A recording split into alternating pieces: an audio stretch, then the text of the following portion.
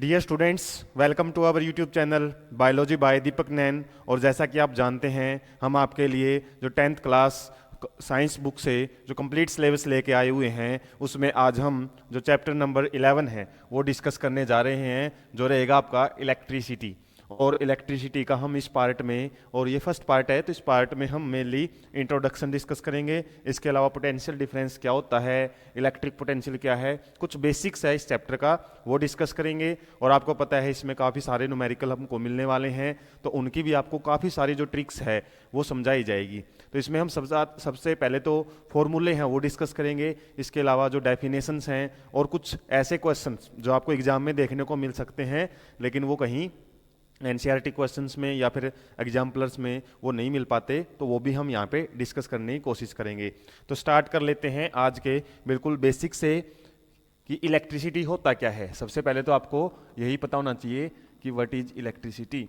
और इलेक्ट्रिसिटी या फिर इलेक्ट्रिक करंट भी आपसे पूछा जा सकता है 1 मार्क्स में, व्हाट इज इलेक्ट्रिसिटी या इलेक्ट्रिक करंट। तो इलेक्ट्रिक करंट क्या है, सिंपली एक प्रकार से चार्ज हो, उसके फ्लो को ही हम इलेक्ट्रिसिटी बोलते हैं।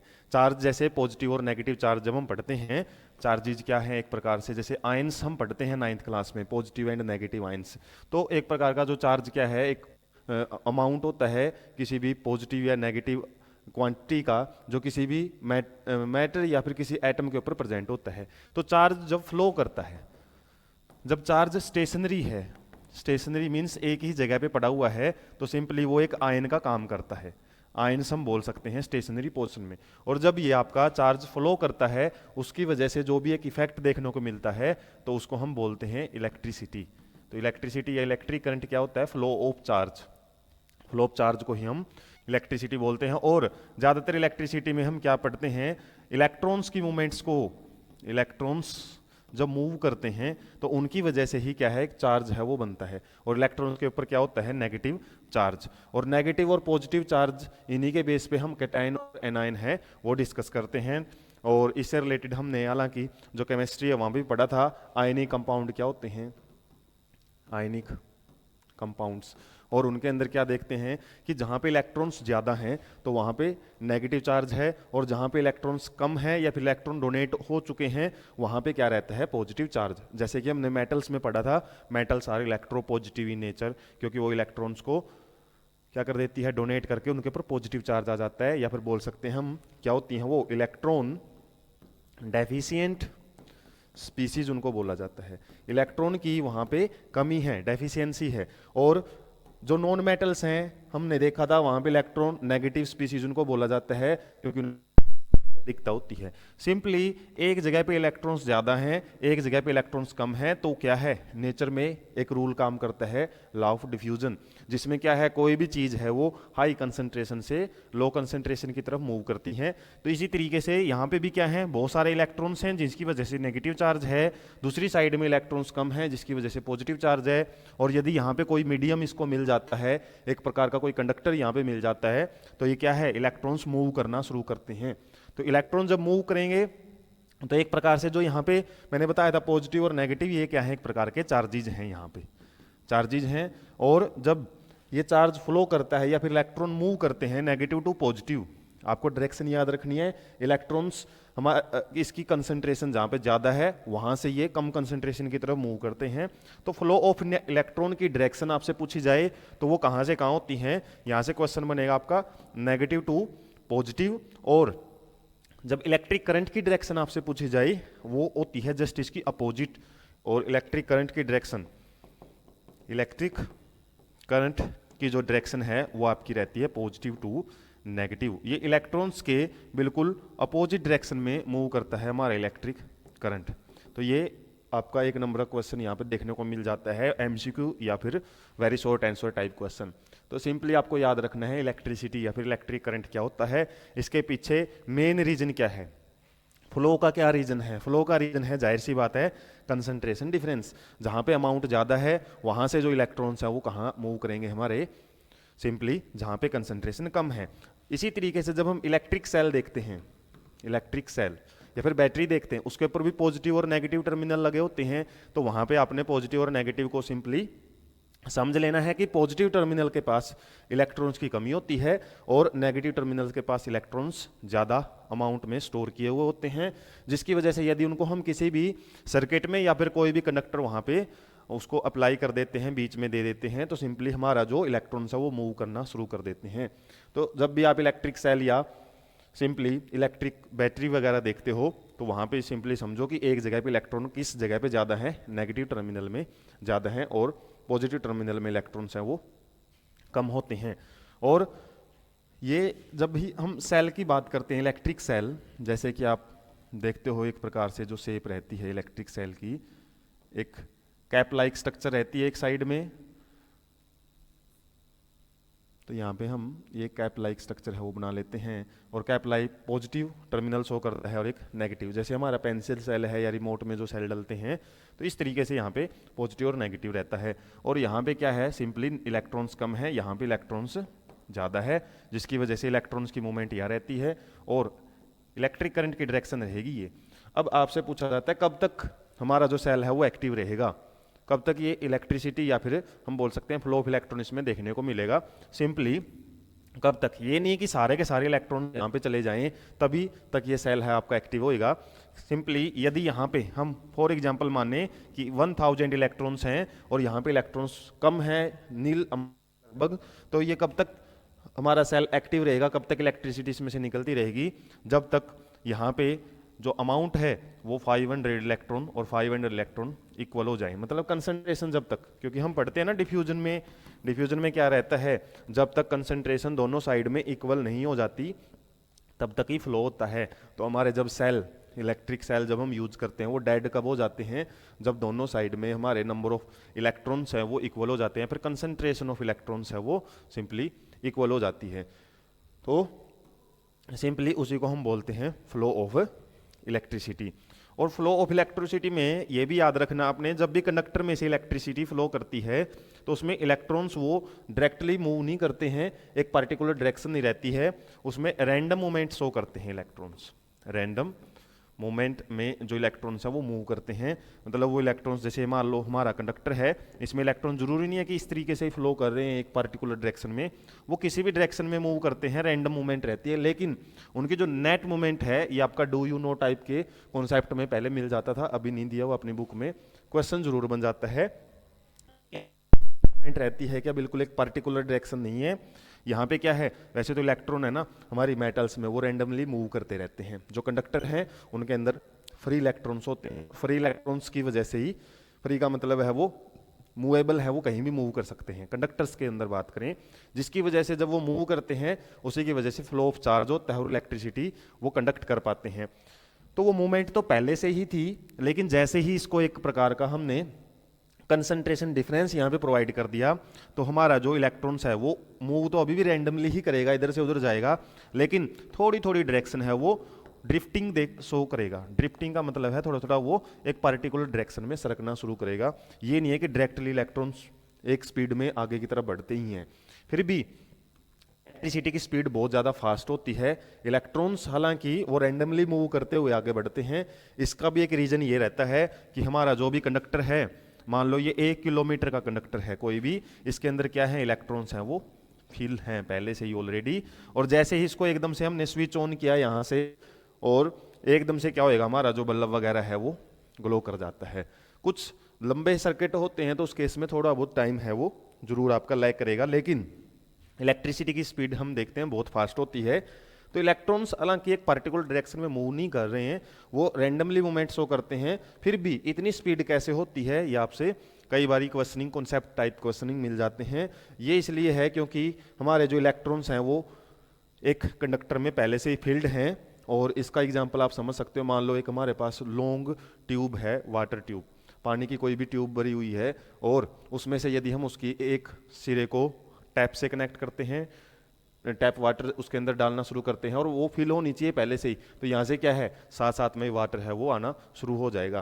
तो इसी तरीके से हमारे जो इलेक्ट्रॉन्स हैं वो इसमें से ऑलरेडी फील्ड हैं, एक साइड से जैसे ही हमने इसका इलेक्ट्रिक सर्किट ऑन किया, इलेक्ट्रॉन्स पीछे से आने मूव मतलब आने शुरू हुए और उन्होंने क्या किया, आगे वाले इलेक्ट्रॉन्स को धकेलना स्टार्ट किया। और यहाँ से जैसे जैसे इलेक्ट्रॉन्स आगे मूव करते हैं तो एक चार्ज है वो फ्लो होता हुआ मिलेगा और इलेक्ट्रिसिटी है वो बल्ब में से जैसे ही जाएगी तो वो ग्लो करना शुरू करता है।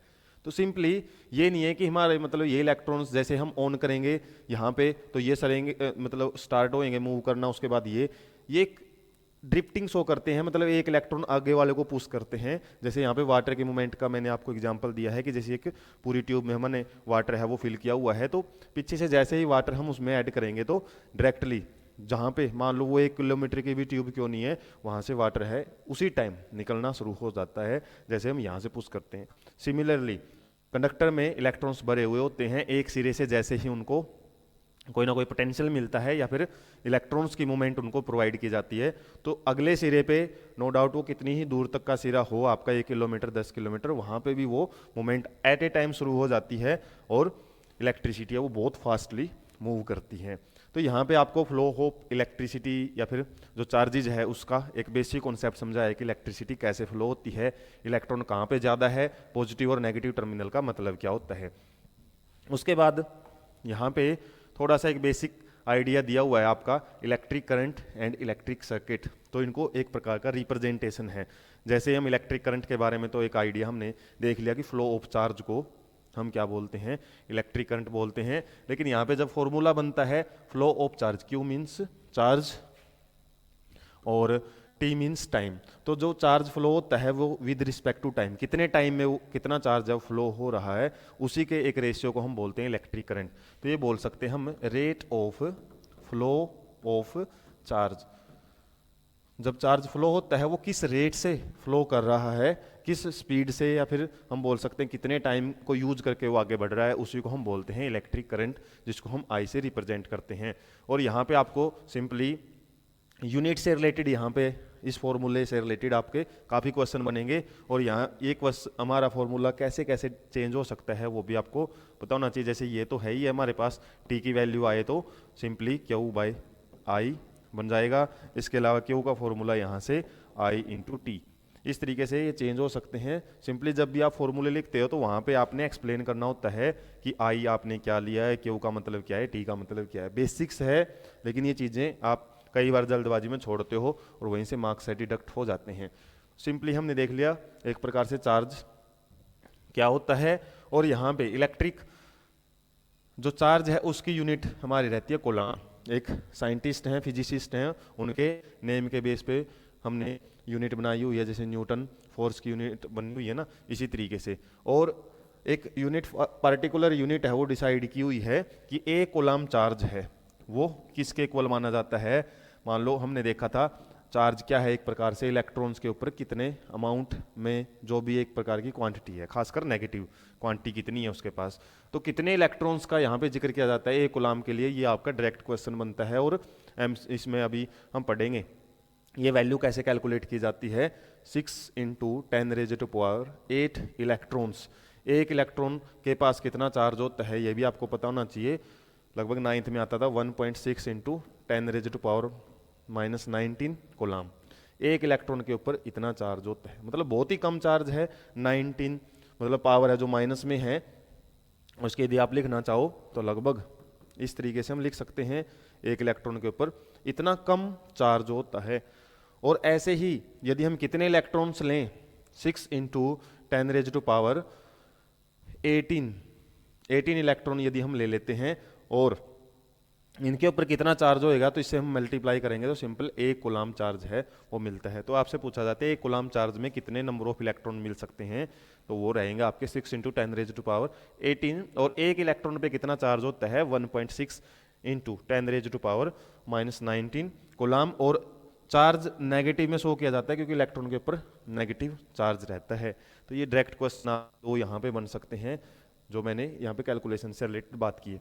उसके अलावा जो यूनिट है वो क्या रहती है, एक पार्टिकुलर यूनिट एम्पियर, करंट की यूनिट है वो एम्पियर है। और एम्पियर की भी और साइंटिफिकली आपसे पूछा जाए तो वो क्या रहेगी, चार्ज को हम मानते हैं किसमें, कूलाम में, और टी को मानते हैं सेकंड में। तो कूलाम मतलब कूलाम पर सेकंड है ये भी आपकी एम्पियर को रिप्रेजेंट करने का एक तरीका होता है। जैसे न्यूटन का एक दूसरी यूनिट क्या होती है, मतलब कोई भी आप एक यूनिट इसमें यूज कर सकते हो। न्यूटन मतलब फोर्स की वैल्यू क्या निकालते थे हम, मास इंटू एक्सेलरेशन, मतलब न्यूटन है वो किसके बराबर होता है, किलोग्राम मीटर पर सेकंड स्क्वायर, 9th में करते थे ना।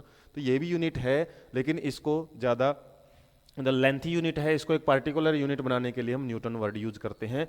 ऐसे ही आपसे पूछ लिया जाता है कि एम्पियर किसके इक्विवेलेंट होता है, तो ये क्वेश्चन आपका एमसीक्यू में जरूर देखने को मिलेगा आपको। इसके अलावा कुछ स्मॉल यूनिट है वो भी यूज करते हैं हम, जैसे मिली एम्पियर। मिली मीन्स 10⁻⁻³ मिलीमीटर, मिली, इस तरीके से काफ़ी वर्ड यूज करते हैं ना, तो वो मिली एम्पियर भी होता है। ऐसे ही एक होता है माइक्रो। माइक्रो के लिए हम यू टाइप का सिंबल है वो यूज करते हैं। यदि आपको माइक्रो एम्पियर लिखा मिल जाए तो ये 10⁻⁻6 एम्पियर है वो वैल्यू होती है। इसी तरीके से नैनो भी एक वर्ड होता है, एंगस्ट्रॉन भी हम वर्ड यूज करते हैं। तो हालांकि दो वैल्यू आपसे यहाँ पे दी हुई हैं बुक के अंदर, ये पूछी जा सकती हैं कि 1 मिली एम्पियर में कितने एम्पियर होती हैं। सिंपली मिली का मतलब क्या रहता है 10⁻⁻3, और माइक्रो का मतलब होता है 10⁻⁻6। नैनो का मतलब क्या रहता है, नैनो का मतलब रहेगा 10⁻⁻9, और एंगस्ट्रॉन का 10⁻⁻10। इस तरीके से ये वैल्यू बेस्ड क्वेश्चन भी आपसे पूछे जा सकते हैं। इसके अलावा एक इंस्ट्रूमेंट यूज किया जाता है करंट की वैल्यू को फाइंड आउट करने के लिए कि कितना करंट है वो फ्लो होता है, उसको बोलते हैं हम simply ammeter. An instrument called ammeter measures the electric current.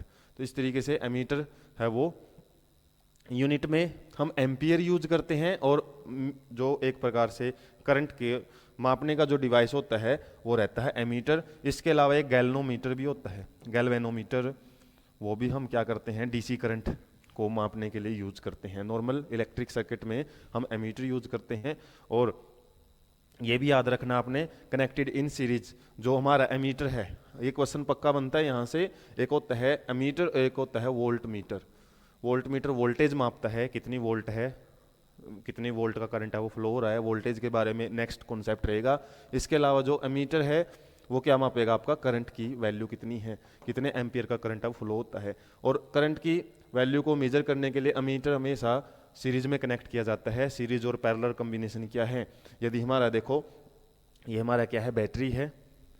Battery कैसे पता लगी, क्योंकि इसके अंदर 2 सेल लगे हुए हैं। एक सेल का रिप्रेजेंटेशन क्या रहता है, एक पॉजिटिव टर्मिनल और एक उसका नेगेटिव। छोटा जो साइन है वो नेगेटिव के लिए, बड़ा पॉजिटिव टर्मिनल के लिए यूज करते हैं। तो यहाँ पे 2 सेल यूज हुए हैं, तो सेल्स के कॉम्बिनेशन को बैटरी बोलते हैं। इसके 2 टर्मिनल होते हैं, नेगेटिव को छोटे साइन से यूज करते हैं, पॉजिटिव को थोड़े बड़े उसे हम बोल सकते हैं वर्टिकल लाइन से रिप्रेजेंट करेंगे। अब इसमें देख सकते हैं हम पॉजिटिव टर्मिनल को कनेक्ट किया हुआ है कहाँ से, बल्ब से, उसके बाद फिर एमीटर से, उसके बाद मतलब एक सर्किट है हमारा वो सिंगल पाथ है। मान सकते हैं कि इलेक्ट्रॉन्स कहाँ से फ्लो करेंगे, नेगेटिव एंड से फ्लो करेंगे ना, तो एक सिंगल पाथ से फ्लो कर रहे हैं वो, कोई मल्टीपल पाथ यहाँ पे देखने को नहीं मिल रहे, तो इसको हम सीरीज कॉम्बिनेशन बोलेंगे। Series combination. पैरेलल में क्या होता है, काफ़ी सारे हमारे पास बोल सकते हैं मल्टीपल पाथीज मिल सकते हैं इलेक्ट्रॉन किसके, नेगेटिव और पॉजिटिव टर्मिनल्स के बीच में। तो इस तरीके से यहाँ पे सीरीज में जोड़ा जाता है आपका एमीटर, जबकि वोल्ट मीटर है वो पैरेलल में जोड़ा जाता है, उसमें वोल्टेज पता लगती है। तो ये भी आपका क्वेश्चन है वो यहाँ से पूछे जा सकते हैं। देखो काफ़ी सारे एमसीक्यू क्वेश्चन आपको बता दिए हैं, हर एक वर्ड है एनसीईआरटी का वो आपके लिए इंपॉर्टेंट हो जाता है। इलेक्ट्रिक सर्किट क्या होता है, जब हम किसी भी जो इलेक्ट्रिक डिवाइसेज को, उसके अंदर मिनिमम रिक्वायरमेंट क्या होती है, एक तो हमारे पास होना चाहिए कोई बैटरी या सेल, इसके अलावा स्विच, और इसके अलावा कोई भी एक रजिस्टर यूज करते हैं जो कि इलेक्ट्रिसिटी को यूज कर सके। और इसके अलावा ये एक प्रकार के हम बोल सकते हैं यूज करने वाली डिवाइसेज या मीटर या वोल्ट मीटर, वो जस्ट रीडिंग बताती है आपकी कि कितनी रीडिंग में करंट है या फिर वोल्टेज है वो फ्लो कर रहा है। तो जब हम मिनिमम रिक्वायरमेंट बैटरी, एक रजिस्टर, कोई भी बल्ब वगैरह हो सकता है, मतलब जो कोई ना कोई एक डिवाइस है इलेक्ट्रिक डिवाइस, और स्विच यूज करते हैं सीरीज या पैरेलल कॉम्बिनेशन में। खासकर ये चीज़ें तो सीरीज में यूज की जाएंगी मिनिमम रिक्वायरमेंट में, इसी से बनता है हमारा एक इलेक्ट्रिक सर्किट बोलते हैं। इलेक्ट्रिक सर्किट क्या है, सिंपली यदि आपसे पूछा जाए, पाथ है, path of a conductor through which electric charge flows. जिसमें से इलेक्ट्रिक चार्ज फ्लो करता है या इलेक्ट्रॉन्स फ्लो करते हैं, उस पाथ को हम क्या बोलते हैं, इलेक्ट्रिक सर्किट। मिनिमम रिक्वायरमेंट आपको बता दी है। मिनिमम रिक्वायरमेंट के लिए क्या होना चाहिए हमारे पास, एक तो सोर्स होना चाहिए, source of potential difference. Potential difference का मतलब वही एक प्रकार की कंसंट्रेशन एक जगह ज़्यादा होनी चाहिए, एक जगह कम। और ये क्या हो सकता है हमारा, कोई बैटरी हो सकता है। Battery means combination of cells, या फिर सिंगल सेल भी मिल सकता है, कोई इलेक्ट्रिक सेल भी। इसके अलावा स्विच है, वो सर्किट को ऑन या ऑफ करने के लिए यूज किया जाता है। इसके अलावा कोई भी एक इम्पोर्टेंट उसके अंदर डिवाइस जरूर होनी चाहिए, इलेक्ट्रिक डिवाइस। इलेक्ट्रिक डिवाइस, और इलेक्ट्रिक डिवाइस कोई भी हो सकती है, आपका बल्ब हो सकता है, फैन हो सकता है, मोटर हो सकती है कोई भी। तो इस टाइप से ये जरूर होना चाहिए, वरना ये चीज़ नहीं है। हमारे पास केवल स्विच और बैटरी है, और वायर से हमने पॉजिटिव को नेगेटिव से डायरेक्ट जोड़ दिया, तो इससे क्या होएगा, फिर शॉर्ट सर्किटिंग हो जाती है। सर्किट है हमारा शॉर्ट हो जाता है, और जिसकी वजह से हमारे जो बैटरी या सेल है वो फास्टली डिस्चार्ज होता है। जल्दी जल्दी जो इलेक्ट्रॉन्स है ना, वो क्या है, हमारे नेगेटिव से पॉजिटिव टर्मिनल की तरफ जाते हैं। तो आपसे पूछ भी लिया जाता है कि यदि कोई हम डिवाइस यूज नहीं कर रहे हैं इलेक्ट्रिक सर्किट में, तो क्या प्रॉब्लम होगी उससे। तो इलेक्ट्रिक सर्किट यदि हम डायरेक्ट पॉजिटिव टू नेगेटिव जोड़ देते हैं, तो हमारा जो इलेक्ट्रिक सेल या बैटरी है वो फास्टली डिस्चार्ज हो जाती है शॉर्ट सर्किटिंग की वजह से। ओवरलोडिंग भी हो सकती है, इलेक्ट्रिक सर्किट वार्म हो सकता है, गर्म हो सकता है, और गर्म होके सर्किट है वो ब्रेक भी हो सकता है। सर्किट ओपन हो गया तो इलेक्ट्रिसिटी का फ्लो है वो रुक जाएगा। तो इस तरीके से इलेक्ट्रिक सर्किट से रिलेटेड आपको जो बेसिक कॉन्सेप्ट्स हैं वो बताए जा रहे हैं। फिलहाल कोई हम ज़्यादा टिपिकल बातें हैं वो डिस्कस कर नहीं रहे हैं। हमारी बुक के अंदर एक क्वेश्चन है वो सोल्व किया हुआ है, और ये solved question simple board exam में कई बार एग्जामिनर आपसे पूछ लेता है, क्योंकि हम ज़्यादातर टिपिकल क्वेश्चंस ज़्यादा रटते रहते हैं, सिंपल क्वेश्चन में गड़बड़ी करते हैं। तो ये सोल्व्ड एग्जाम्पल है 12.1, या फिर आप बोल सकते हो 11.1।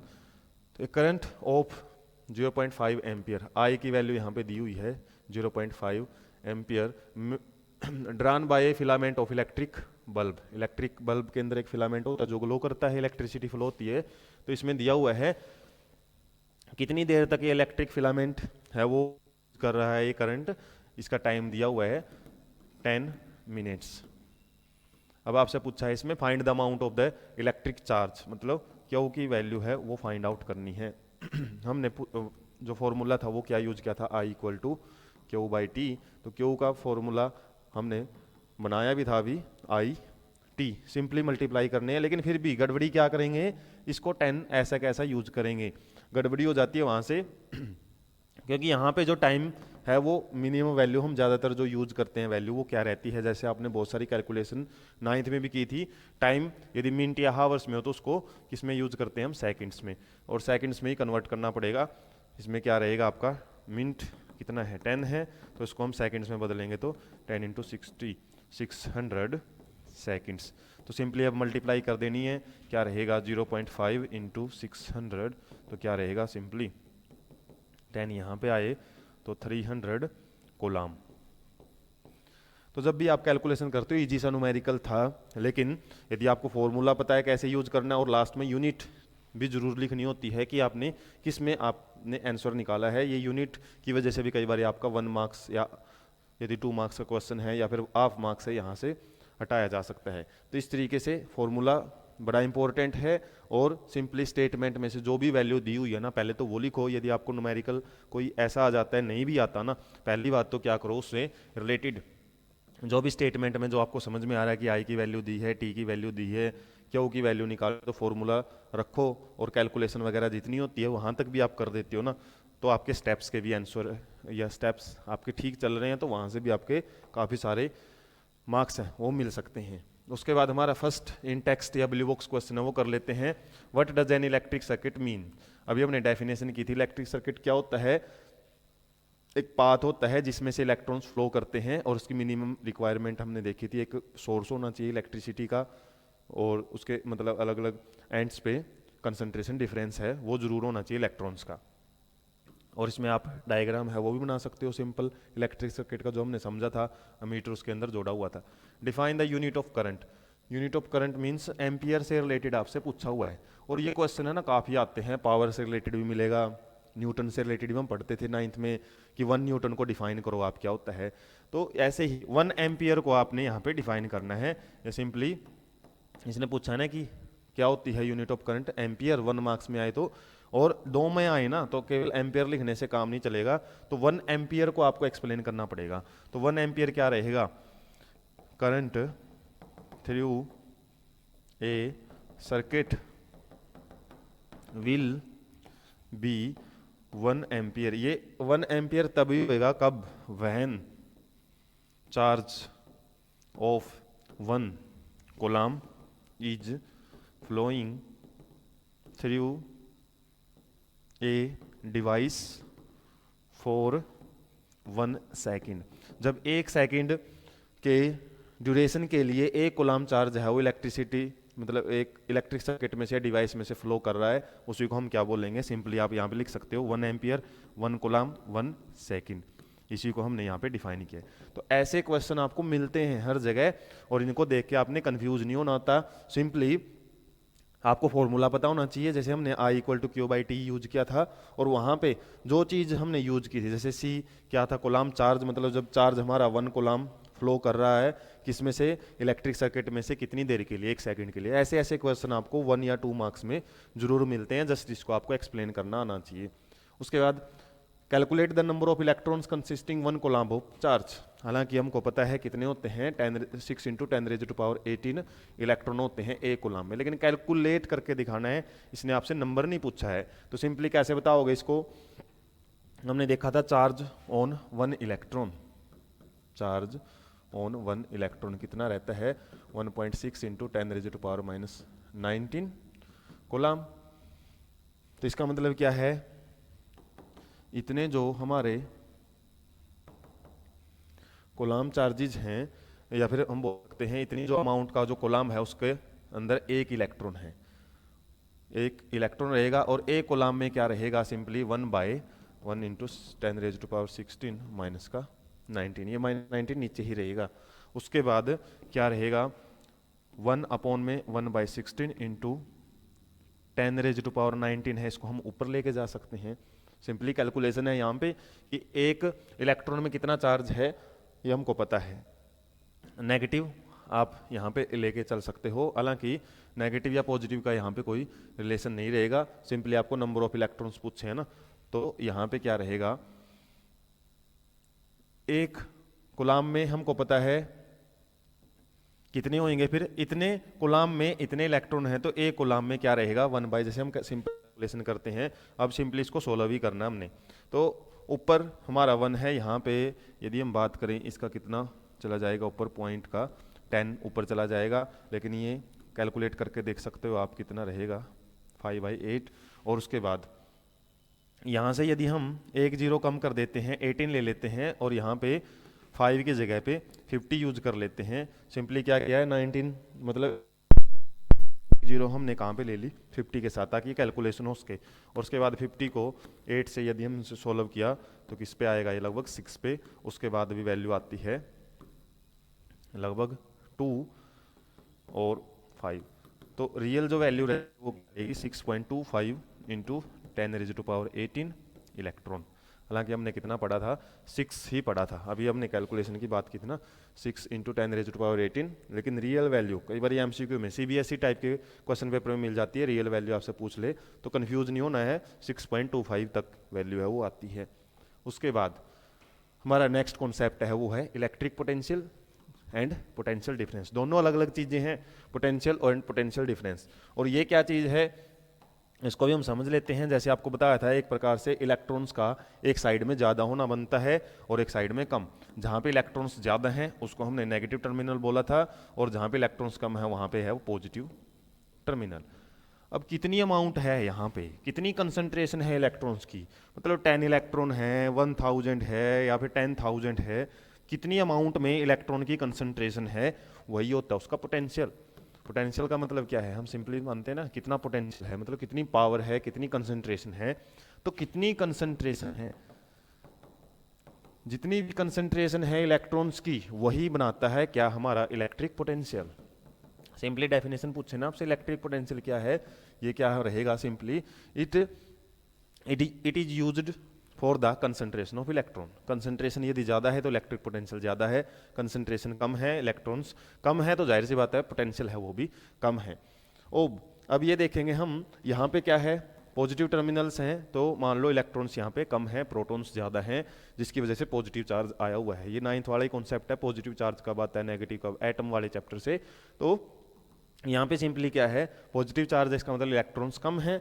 इलेक्ट्रॉन्स मान लो यहाँ पे हमने मान ली एक फिगर मान ली, इसमें कितने हैं, 10,000 इलेक्ट्रॉन हैं, और यहाँ पे कितने हैं, केवल 100 इलेक्ट्रॉन्स हैं, और प्रोटॉन्स ज़्यादा हैं, जिसकी वजह से पॉजिटिव चार्ज है। पॉजिटिव चार्ज का मतलब ये कभी नहीं होता कि वहाँ पे इलेक्ट्रॉन बिल्कुल जीरो होते हैं, जीरो कंडीशन कभी एग्जिस्ट नहीं करती नेचर में, वहाँ पे कुछ ना कुछ वैल्यू हमेशा मिलेगी ही। तो यहाँ पे मान लो 100 इलेक्ट्रॉन है, यहाँ पे 10,000 है, तो यहाँ पे कुछ ना कुछ इलेक्ट्रिक पोटेंशियल है, इलेक्ट्रिक पोटेंशियल। लेकिन इलेक्ट्रिक पोटेंशियल या कंसंट्रेशन यहाँ पे ज़्यादा है, यहाँ पे कम है, सिंपली तो इलेक्ट्रॉन्स ऐसे फ्लो करते हैं। तो इलेक्ट्रॉन्स को फ्लो होने के लिए, हालांकि ये चीज़ मैंने समझा दी है, इलेक्ट्रॉन्स तब तक फ्लो नहीं करेगा जब तक कंसंट्रेशन डिफरेंस वहाँ पे नहीं मिलेगा। कंसंट्रेशन देख लो, यहाँ पे 10,000 इलेक्ट्रॉन्स है, यहाँ पे 100 ही है, तो फ्लो करेगा। और जो ये डिफरेंस है, कितना डिफरेंस है, एक साइड में 10,000 है और एक साइड में 100 है, तो लगभग हमारा जो 9,000 और 900 के आसपास जो डिफरेंस बन रहा है आपका, वो क्या है, पोटेंशियल डिफरेंस। पोटेंशियल डिफरेंस एक अलग कॉन्सेप्ट है, पोटेंशियल डिफरेंस। और पोटेंशियल डिफरेंस क्या है, simply the concentration difference of an electron across the to ends of the conductor. तो हमेशा इलेक्ट्रॉन्स या फिर बैटरी भी हो सकता है आपका। सिंपली यदि डेफिनेशन पूछे कि पोटेंशियल डिफरेंस क्या है, जैसे हमने बैटरी समझी थी, इस प्रकार से एक कैप लाइक स्ट्रक्चर है, पॉजिटिव एंड है, ये नेगेटिव एंड है, तो सिंपली यहाँ पे इलेक्ट्रॉन्स कितने हैं, अमाउंट कितनी है इलेक्ट्रॉन्स की, और यहाँ पे कितनी है, इनके बीच का जो डिफरेंस है। इसी तरीके से मान लो इस बैटरी के साथ हमने कोई कंडक्टर जोड़ रखा है, कोई वायर जोड़ रखी है, तो जो डिफरेंस यहाँ पे है वही इन एंड्स पे भी हो सकता है। तो पोटेंशियल डिफरेंस सिंपली वो डिफरेंस है कंसंट्रेशन ऑफ इलेक्ट्रॉन्स के बीच में, जिसकी वजह से जो हमारा इलेक्ट्रॉन्स है वो फ्लो कर सकते हैं। तो सिंपली आपने लिखना है the difference between the concentration of electrons across the two end of a cell और ए बैटरी और ए कंडक्टर, उसी को हम पोटेंशियल डिफरेंस है वो बोलते हैं। फिर भी जो कुछ यहाँ पे बेसिक समझने के बाद आ जाती है हमारी बात न्यूमेरिकल्स की, कि फॉर्मूले कैसे बनते हैं, न्यूमेरिकल्स कैसे आएंगे। The electric potential difference between the 2 points of an electric circuit carrying some current as, क्या होता है सिंपली ये, यदि हम साइंटिफिकली बात करें कि कितना वर्क डन हमने किया है चार्ज को ट्रांसफर करने के लिए, मतलब वर्क डन पर चार्ज, एक चार्ज को, एक कूलाम चार्ज को ये समझ लो आप, वर्क डन कितना करना पड़ा है एक जगह से दूसरी जगह जाने के लिए। जैसे मान लो यहाँ पे डिफ्यूजन का ही जिक्र किया हुआ है, यहाँ पे इलेक्ट्रॉन्स कहाँ ज़्यादा हैं, यहाँ पे इलेक्ट्रॉन्स कम है, तो इलेक्ट्रॉन्स को मूव करवाने के लिए, सिंपली एक जगह से दूसरी जगह इलेक्ट्रॉन्स को मूव करने के लिए जो भी वर्क डन करना पड़ा है, उसी के लिए हम पोटेंशियल डिफरेंस है वो यूज करते हैं। तो पोटेंशियल डिफरेंस क्या है, सिंपली इसको V से रिप्रेजेंट किया जाता है, और इसकी यूनिट भी V ही होती है, वोल्टेज।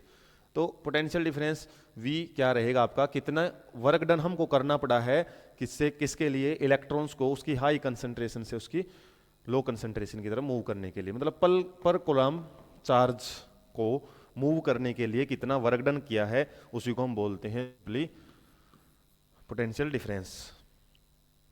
और पोटेंशियल डिफरेंस का फॉर्मूला क्या रहेगा आपका, वर्क डन अपॉन में चार्ज, और यहाँ से भी आपके फॉर्मूले और बन सकते हैं, simply V equal to W/Q, और Q का फॉर्मूला क्या रहेगा, W/V।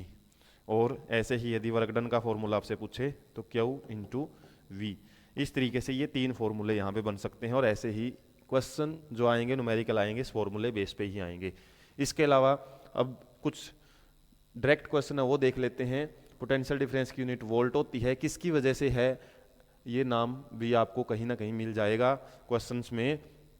अलेजेंड्रो वोल्टा नाम के जो एक इटालियन फिजिसिस्ट हैं, ये नाम याद रख लेना, जरूरी नहीं कि कहाँ से हैं, वो इतना मैटर नहीं करता, तो उनके नाम से ही हम वोल्ट जो यूनिट है वो पढ़ते हैं। वैन, अब वही आपसे 1 वोल्ट यदि आपसे पूछा जाए तो क्या बताओगे आप, जब हमने 1 कूलम जो 1 जूल या फिर बोल सकते हो 1 कूलम चार्ज को ट्रांसफर करने के लिए जब हम 1 जूल वर्क करते हैं, उसी को हम बोलते हैं सिंपली क्या, 1 वोल्ट। और 1 वोल्ट का भी इक्विवेलेंट यूनिट क्या रहती है, ये भी याद रख लेना, 1 मार्क क्वेश्चन रहेंगे। ये क्या रहेगी, जूल पर कूलम्ब, ये इक्विवेलेंट यूनिट है जो हमने अभी एम्पियर की समझी थी, इसी तरीके से। और potential difference is measured by विजय, एक डिवाइस हालांकि मैंने बता दी थी, वोल्ट मीटर यूज की जाती है, और वोल्ट मीटर को कैसे कनेक्ट करते हैं, वो रहेगा आपका पैरेलल में कनेक्ट किया जाता है, ये याद रखना। पैरेलल का मतलब है जैसे हमने इलेक्ट्रिक सर्किट यूज किया था ना, सबसे पहले वाले जो डायग्राम में इलेक्ट्रिक सर्किट था, तो इसी के अंदर यदि आपको वोल्टेज फाइंड आउट करनी है तो एक अलग से ऐसे, और खासकर जो डिवाइस है उसके, जैसे हमने वोल्टेज किसी भी पार्टिकुलर डिवाइस में से पता करनी है कितनी वोल्टेज ये यूज कर रहा है, कितना पोटेंशियल डिफरेंस है, तो उसके पैरेलल में हम वोल्ट मीटर है उसको यूज करते हैं हमेशा। डायरेक्ट ऐसे इलेक्ट्रिक सर्किट के यूज नहीं किया जाता, हालांकि ये ज़्यादातर हम डिवाइसेज के अक्रॉस यूज करते हैं कि किस भी डिवाइसेज में हमने वोल्टेज या फिर कितनी वोल्टेज वो यूज कर रहा है उसको पैरेलल में लगा के यूज किया जाता है, सीरीज में नहीं यूज करते, सिंपली याद रखना है। एमीटर को सीरीज में यूज करते हैं जबकि वोल्ट मीटर को पैरेलल में, जो आपको ध्यान देने लायक यहाँ पे बात है। उसके बाद नेक्स्ट जो हमारा कॉन्सेप्ट है वो है न्यूमेरिकल बेस्ड क्वेश्चन, और ये हम समझ लेते हैं अभी। How much work is done, अब वर्क आपसे पूछा हुआ है कि कितना वर्क होगा, और सिंपली हमने फॉर्मूला भी पढ़ा था वोल्ट का, क्या रहता अभी, वर्क डन अपॉन में क्यू, और वर्क डन का पूछा है आपसे V इंटू क्यू, और सिंपली यहाँ पे क्या क्या चीज़ें दी हुई है वही लिखो। अब C मतलब अब यूनिट से रिलेटेड ही आपको पता होना चाहिए, यूनिट C क्या है, कूलम्ब, और किसकी है यूनिट, सिंपली चार्ज की, तो चार्ज क्यू कितना दिया हुआ है यहाँ पे 2C, इसके अलावा और क्या दिया हुआ है, V दिया हुआ है। वोल्टेज या फिर पोटेंशियल डिफरेंस, सिंपली यदि आप सही ढंग से लिखोगे तो पोटेंशियल डिफरेंस यूज करो, potential difference word, potential difference कितना है 12 वोल्ट है, और आपसे पूछा है वर्क डन, वर्क डन कितना किया है, सिंपली फॉर्मूला यूज करना हमने V इंटू क्यू, तो V कितना है यहाँ पे 12 इंटू क्यू कितना है 2, तो 24, और यूनिट लगाना मत भूलें आप, कितना है वर्क डन, जूल में आता है ना वर्क डन या एनर्जी, तो वर्क डन हमारा 24 जूल है वो आ जाएगा यहाँ पे। तो इस तरीके से ये नहीं है कि अब बात हम पोटेंशियल डिफरेंस की कर रहे हैं, इसको रट लो जूल पर कूलम्ब और यही लगा दो हर जगह ही, यूनिट ही कई बच्चों को यूज नहीं करनी आती कि क्या निकाल रहे हो आप, यूनिट उसी के बेस पे बनती है, और यूनिट से नंबर आपके बड़े डिडक्ट होते हैं।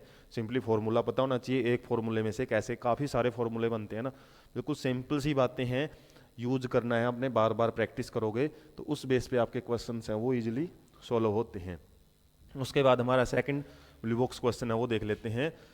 फर्स्ट क्वेश्चन रहेगा name a device that helps to maintain a potential difference across a conductor. अभी हमने डिस्कशन में किया था कि पोटेंशियल डिफरेंस को मेंटेन करने के लिए एक कोई ना कोई हमने सोर्स यूज करना पड़ता है, जिसकी खास बात क्या है, एक सिरे पे इलेक्ट्रॉन्स ज़्यादा हैं, दूसरे सिरे पे इलेक्ट्रॉन्स कम हैं, और वो कौन सा सोर्स था, वो या तो हमारा इलेक्ट्रिक सेल होता है या फिर बैटरी होती है। ज़्यादातर जब हम एक्सपेरिमेंट में करते हैं तो यही दो चीज़ें होती हैं। हमारे घरों में भी जो करंट आता है उसमें भी एक लाइव वायर होती है और एक न्यूट्रल वायर होती है।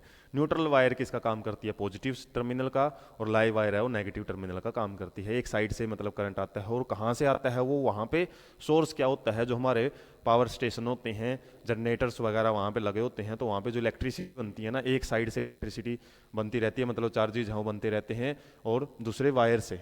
तो हमेशा याद रखो इलेक्ट्रिक सर्किट को कंप्लीट करने के लिए, इलेक्ट्रिक सर्किट को कंप्लीट करने के लिए मिनिमम 2 वाट्स की जरूरत होती है। और इलेक्ट्रिक सर्किट यदि आपका ये मानो हम जो इलेक्ट्रॉन्स जिस सोर्स से निकल रहे हैं एंड में वहीं पे आके मिल जाते हैं, तो एक प्रकार की जो energy work done use simply उसी का क्या रहता है, एक प्रकार का फ्लो ऑफ चार्ज में योगदान रहता है। क्योंकि इलेक्ट्रॉन्स ये नहीं है कि इलेक्ट्रॉन एक जगह से आते ही जा रहे हैं आते जा रहे हैं और एक जगह पे वो खत्म होते जा रहे हैं या फिर इकट्ठे होते जा रहे हैं, तो ऐसा तो क्या होएगा, इलेक्ट्रॉन्स हमारे एक जगह पे क्या हो जाएंगे, बहुत ज़्यादा हो जाएंगे, एक जगह पे कमी हो जाएगी, ऐसा कुछ नहीं होता। इलेक्ट्रॉन्स है वो लगातार मूव करते रहते हैं, और इन्हीं की मूवमेंट के लिए जो फोर्स प्रोड्यूस करना पड़ता है, वो फोर्स कौन प्रोड्यूस करता है, एक प्रकार से इलेक्ट्रिक सेल कंसंट्रेशन डिफरेंस जो मेंटेन किया जाता है। जैसे हमारे घरों में जब इलेक्ट्रिसिटी चली जाती है तो जो हमारे ये इन्वर्टर वगैरह होते हैं वो इलेक्ट्रिसिटी प्रोवाइड करना शुरू कर देते हैं, तो वहाँ पे इलेक्ट्रॉन्स को एक जगह इकट्ठा कर लिया जाता है। उसके बाद सिंपली वो इलेक्ट्रॉन्स मूव करते रहते हैं। ऐसे ही जो सिंपली इलेक्ट्रिसिटी जब आती है तो वहाँ से इलेक्ट्रॉन्स का एक सर्किट बना रहता है, कंप्लीट एक सर्कुलर पाथ रहता है, जिसकी वजह से वो इलेक्ट्रॉन्स उसमें से लगातार मूव करते रहते हैं। अब जो ये मूवमेंट है, इसके लिए क्या जरूरी है कि एक प्रकार से पोटेंशियल डिफरेंस यहाँ पे होना चाहिए, और पोटेंशियल डिफरेंस के सोर्सेज जो सिंपली आपसे पूछे जाते हैं वो ये दो ही आप याद रख सकते हो। इसके अलावा what is meant by saying that the potential difference between the 2 point is 1 volt. अभी हमने डिफाइन किया था 1 वोल्ट क्या होता है, जब 1 जूल वर्क डन किया जाता है किसके लिए, 1 कूलम चार्ज को एक भाग से या फिर एक प्लेस से दूसरे प्लेस तक लेके जाने के लिए। उसके अलावा हाउ मच एनर्जी इज, तो एनर्जी मतलब यहाँ पे वर्क डन आपसे पूछा हुआ है, work done to each coulomb, मतलब 1 कोलाम के लिए, of charge passing through a 6 volt battery, मतलब इसने वोल्टेज भी यहाँ पे दे दी है 6 वोल्ट, या पोटेंशियल डिफरेंस हमारे पास 6 वोल्ट है। इसके अलावा क्यू कितना है, 1 कोलाम है, और सिंपली आपसे पूछा है वर्क डन। तो वर्क डन का फॉर्मूला क्या था, V इंटू क्यू, तो क्या फार्मूला आ जाए, क्या आ जाएगा इसमें, 6 इंटू 1 6 जूल। अब यहाँ पे गड़बड़ी करोगे आप कई जगह पे, मतलब ऊपर से वोल्ट यूज कर रहे हो या फिर सी यूज कर रहे हो, तो यहाँ पे जरूरी है आपने यूनिट लिखते टाइम, क्योंकि इजी क्वेश्चन है। कई बार लगता है कि सोल्व हो सकते हैं, टाइम फिर भी लगा रहे हैं सर इस पे, लेकिन इसका मेन मोटो मेरा यही है कि गलतियां कहाँ पे कर सकते हो वहाँ पे आपको समझाना है काफ़ी सारी चीज़ें। और ज़्यादातर हम मार भी उन्हीं क्वेश्चन में करते हैं जहाँ पे हमको लगता है भाई बड़ा इजी सा क्वेश्चन है, और वहाँ पे कोई ना कोई ऐसी मिस्टेक करके आ जाते हैं। वो क्वेश्चन था 1 नंबर का, उसमें से भी हम आधा नंबर वैसे ही फ्री फंड का छोड़ देते हैं, तो यूनिट आपके नंबर है वो कटवा सकती हैं। इसके अलावा जब भी हम एक इलेक्ट्रिक सर्किट है वो यूज करते हैं तो उसका एक रिप्रेजेंटेशन सिंपल किस किस चीज़ से हम उसको रिप्रेजेंट कर सकते हैं, अलग अलग डिवाइसेज के लिए अलग अलग सिंबल होते हैं। तो ये डिफरेंट डिफरेंट सिंबल्स हैं जो कि इलेक्ट्रिक सर्किट डायग्राम में, डायग्राम मीन्स उसका एक सिंपली रिप्रेजेंटेशन। ऐसे जैसे कोई भी सर्किट हमने बनाया है, हमारे पास एक बैटरी रखी हुई है टेबल पे, और उसके बाद वहाँ से वायर लगा के हमने एक स्विच कनेक्ट कर दिया, उसके बाद कोई भी बल्ब जोड़ दिया, और उसके बाद क्या किया, ऐसे ही मान लो यही हमारा एक बल्ब हमने जोड़ा हुआ है, स्विच लगाया हुआ है, और तो सिंपली देखेंगे तो अलग ढंग से ही एक अरेंजमेंट रहेगा, लेकिन उसको रिप्रेजेंट साइंटिफिकली रिप्रेजेंटेशन कैसे करते हैं, जैसे हमने केमिकल फॉर्मूला समझे थे, कैल्शियम ऑक्साइड क्या होता है, कैल्शियम हाइड्रोक्साइड क्या है, तो वो क्या है, मॉलिक्यूल्स तो अलग अलग कलर के मिल सकते हैं, अलग अलग नेचर के मिल सकते हैं, कोई सॉलिड लिक्विड गैस में मिल सकता है, लेकिन साइंटिफिकली जब हम उसको रिप्रेजेंट करते हैं इजीली कन्वीनियंस के लिए, समझने के लिए, तो उसी तरीके से यहाँ पे भी सर्किट तो हालांकि बल्ब अलग ढंग से दिखाई देता है, लेकिन उसका एक रिप्रेजेंटेशन ऐसे यूज किया जाता है इलेक्ट्रिक बल्ब के लिए, स्विच के लिए ऐसे यूज करते हैं। और जब हम बात करते हैं स्विच की, तो ये स्विच 2 टाइप के होते हैं, ओपन एंड क्लोज्ड, या फिर ऑन या ऑफ कंडीशन में। उसी के बेस पे हमारे जो इलेक्ट्रिक सर्किट है ना वो 2 टाइप के होते हैं। 2 टाइप के कब, जब हमारा एक सिरे से नेगेटिव टर्मिनल से पॉजिटिव टर्मिनल की तरफ जो कंप्लीट पाथ है ना वो अपने आप में पूरा हो, कहीं से टूटा ना हो, उसी को हम बोलते हैं क्लोज्ड सर्किट या क्लोज्ड इलेक्ट्रिक सर्किट। और यदि मान लो बीच में से कोई वायर हमने ब्रेक कर दी या फिर स्विच है वो ऑफ किया हुआ है, उसको हम क्या बोलते हैं, ओपन इलेक्ट्रिक सर्किट बोलते हैं। तो ये रिप्रेजेंटेशन है, एक इसके लिए रिप्रेजेंट किया जाएगा, वही हमने यहाँ पे सिंबल है वो समझने हैं। एक इलेक्ट्रिक सेल के लिए हम सिंपली एक वर्टिकल लाइन यूज करते हैं, एक small vertical line negative terminal के लिए, बीच में गैप है वो छोड़ दिया जाता है। बैटरी के लिए कॉम्बिनेशन ऑफ सेल्स हैं, जैसे इसमें हमने 3 सेल हैं वो यूज किए हुए हैं, और सेल को भी जब हम जोड़ते हैं वो सीरीज में ही जोड़ा जाता है, सीरीज में जोड़ते हैं। जैसे इसका जो नेगेटिव टर्मिनल है ये पॉजिटिव टर्मिनल है, पॉजिटिव को नेगेटिव से जोड़ते हैं दूसरे सेल के, और इसी तरीके से तो जो हमारे इलेक्ट्रिक सेल्स हैं ना वो किस में जोड़ते हैं, जैसे हमारे पास कई बार रिमोट में सेल है उल्टे डल जाते हैं, तो उस वजह से रिमोट काम ही नहीं करता, तो इलेक्ट्रिक सेल्स को सीरीज में ही जोड़ा जाता है, मतलब पॉजिटिव सिरे को नेगेटिव टर्मिनल के साथ ही कनेक्ट करते हैं। इसके अलावा प्लग की या स्विच ओपन बताया था आपको, ऑन या ऑफ के लिए, यहाँ पे बोल सकते हो ये ऑफ के लिए है तो बीच में डॉट नहीं लगाया जाता, बस इतना सा फर्क है। डॉट यदि बीच में लगा हुआ हो उसके लिए हम क्या यूज करते हैं, क्लोज्ड सर्किट या फिर स्विच ऑन टाइप की कंडीशन है। कई बार ये आपको ऐसे भी मिल जाता है, इस तरीके से 2 लाइनें हैं और एक लाइन ऊपर की तरफ गई हुई है और बीच में से खुला हुआ है, और कई बार आपको इस तरीके का भी सर्किट है या फिर स्विच है, इस तरीके से भी आपको शो किए जा सकते हैं। उसके अलावा वायर जॉइंट, जैसे कोई भी वायर जा रही है उसमें से हमने जॉइंट निकाल के कोई एक सोर्स लिया है इलेक्ट्रिसिटी के लिए किसी डिवाइस के लिए, तो सिंपली ऐसे रिप्रेजेंट किया जाता है। और विदाउट जॉइंट की बात आए तो यदि जॉइंट नहीं रखना हमने तो वायर को उसके ऊपर से ऐसे इस तरीके से हमने निकाला हुआ है, तो ये विदाउट जॉइंट है और ये जॉइंट है। इसके अलावा इलेक्ट्रिक बल्ब के लिए सिंपली इस टाइप का सिंबल भी यूज कर लेते हैं, और ज़्यादातर हम रिप्रेजेंटेशन के लिए तो यही सिंबल यूज करते हैं। इसके भी पॉजिटिव और नेगेटिव टर्मिनल होते हैं। जैसे आपने कोई छोटा बल्ब देखा होगा, उसका जो टिप वाला रीजन है, नीचे वाला रीजन है, वो पॉजिटिव टर्मिनल होता है, पॉजिटिव टर्मिनल। एलईडी बल्ब होते हैं, जो लंबी वायर होती है वो पॉजिटिव होती है और छोटी वायर है वो नेगेटिव टर्मिनल शो करती है। तो ये कई बार आ जाते हैं, आपको फिगर दे दी जाती है, पूछ लिया जाता है ए और बी किसको रिप्रेजेंट करते हैं। तो सिंपली, और बल्ब के जब बात करें, इस बल्ब को यदि मैं थोड़ा सा बड़ा बना के दिखाऊं आपको, तो इस तरीके से रहती है ये, और यहाँ पे इस तरीके की स्पाइरल सा अरेंजमेंट रहता है। तो यहाँ से रहता है आपका नेगेटिव टर्मिनल और नीचे रहता है इसका पॉजिटिव टर्मिनल। तो ये सिंबल आपको यूज है, जब भी आप करो तो इनको उसी तरीके से रिप्रेजेंटेशन है वो करनी है। इस वाले बल्ब में तो कोई भी आप पॉजिटिव और नेगेटिव है वो दिखा सकते हो, लेकिन पॉजिटिव और नेगेटिव दिखाते टाइम ध्यान रखना, इसके पॉजिटिव से ये पॉजिटिव और नेगेटिव दिखाना होता है आपको। जैसे इसमें भी इसके पॉजिटिव से एमीटर का पॉजिटिव और इस नेगेटिव सिरे से नेगेटिव एंड है वो दिखाना होता है। ऐसे वोल्ट मीटर है, उसको भी पॉजिटिव और नेगेटिव टर्मिनल दिखाने होते हैं। रजिस्टर क्या होता है? रजिस्टर कोई भी एक इलेक्ट्रिक एप्लियंस हो सकता है जो कि हमारा एक प्रकार से इलेक्ट्रिसिटी को यूज भी करता है। उसी की बेस पे ही हमारा बोल सकते हैं कि जो सर्किट है, इलेक्ट्रिक सर्किट, रजिस्टर के बगैर अधूरा ही रहता है। रजिस्टर आपका इलेक्ट्रिक बल्ब भी हो सकता है, कोई मोटर हो सकती है, अलग अलग टाइप के, जैसे कोई हीटिंग डिवाइसेज भी हो सकती है।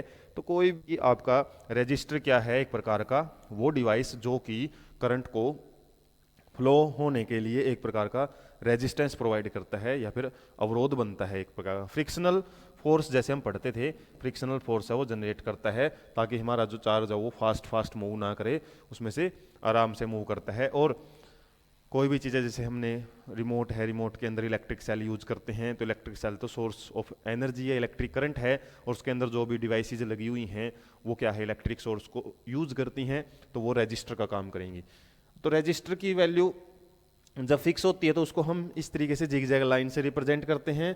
और जब वेरिएबल रजिस्टर होता है, रजिस्टर कुछ ऐसी डिवाइसेज होती हैं फिजिक्स में जहाँ पे आपको अलग अलग जो रीडिंग पे यदि आपको रेजिस्टेंस चेंज करना है तो चेंज करने के लिए तो डिवाइस यूज करनी पड़ती है। एक पार्टिकुलर डिवाइस का जो रेजिस्टेंस है ना वो फिक्स होता है, जैसे इलेक्ट्रिक फैन है उसका रेजिस्टेंस है वो फिक्स है, बल्ब का फिक्स मिलेगा।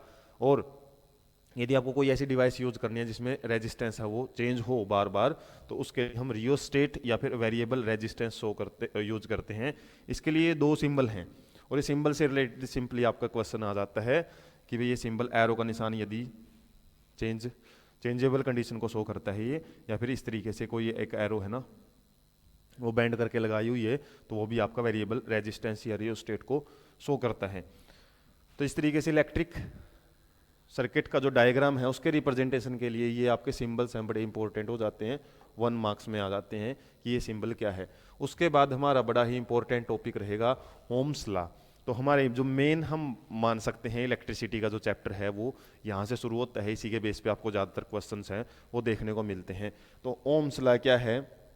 सिंपली एक प्रकार का ये एक्सपेरिमेंट ही है, इससे रिलेटेड एक एक्टिविटी भी दी हुई है, और एक्टिविटी क्या शो करती है कि जो करंट है और वोल्टेज है उनका क्या आपस में रिलेशन है। रिलेशन कैसे? जैसे कोई भी इलेक्ट्रिक सर्किट है, हमारे पास इलेक्ट्रिक सर्किट है जिसमें एक बैटरी जुड़ी हुई है और साथ में उसमें कोई रेजिस्टेंस है वो जुड़ा हुआ है, तो उसमें क्या देखा जाता है, जैसे हमने अभी इलेक्ट्रिक सर्किट का एक डायग्राम बना लेते हैं। यहाँ पे एक बैटरी लगी हुई है, इस तरीके से पॉजिटिव और नेगेटिव टर्मिनल है, और यहाँ पे एक रियोस्टेट ये रेजिस्टेंस लगा हुआ है, और यहाँ पे हम मान सकते हैं एक स्विच है वो लगा हुआ है। तो इस तरीके से यहाँ पे सिंपली हमने क्या करना है, दो डिवाइसेज यूज करनी है। दो डिवाइसेज कैसे? एक तो हमने लेना है यहाँ पे वोल्ट मीटर, और एक लेना है यहाँ पे एमीटर। एमीटर को तो हम पता है सीरीज में जोड़ते हैं, वोल्ट मीटर को रेजिस्टेंस या रजिस्टर के कोई भी रजिस्टर या डिवाइस के पैरेलल में जोड़ा जाता है। और जोड़ा कैसे जाता है? जो सिरा पॉजिटिव है पॉजिटिव के साथ, नेगेटिव का नेगेटिव के साथ, ये पॉजिटिव नेगेटिव इस तरीके से।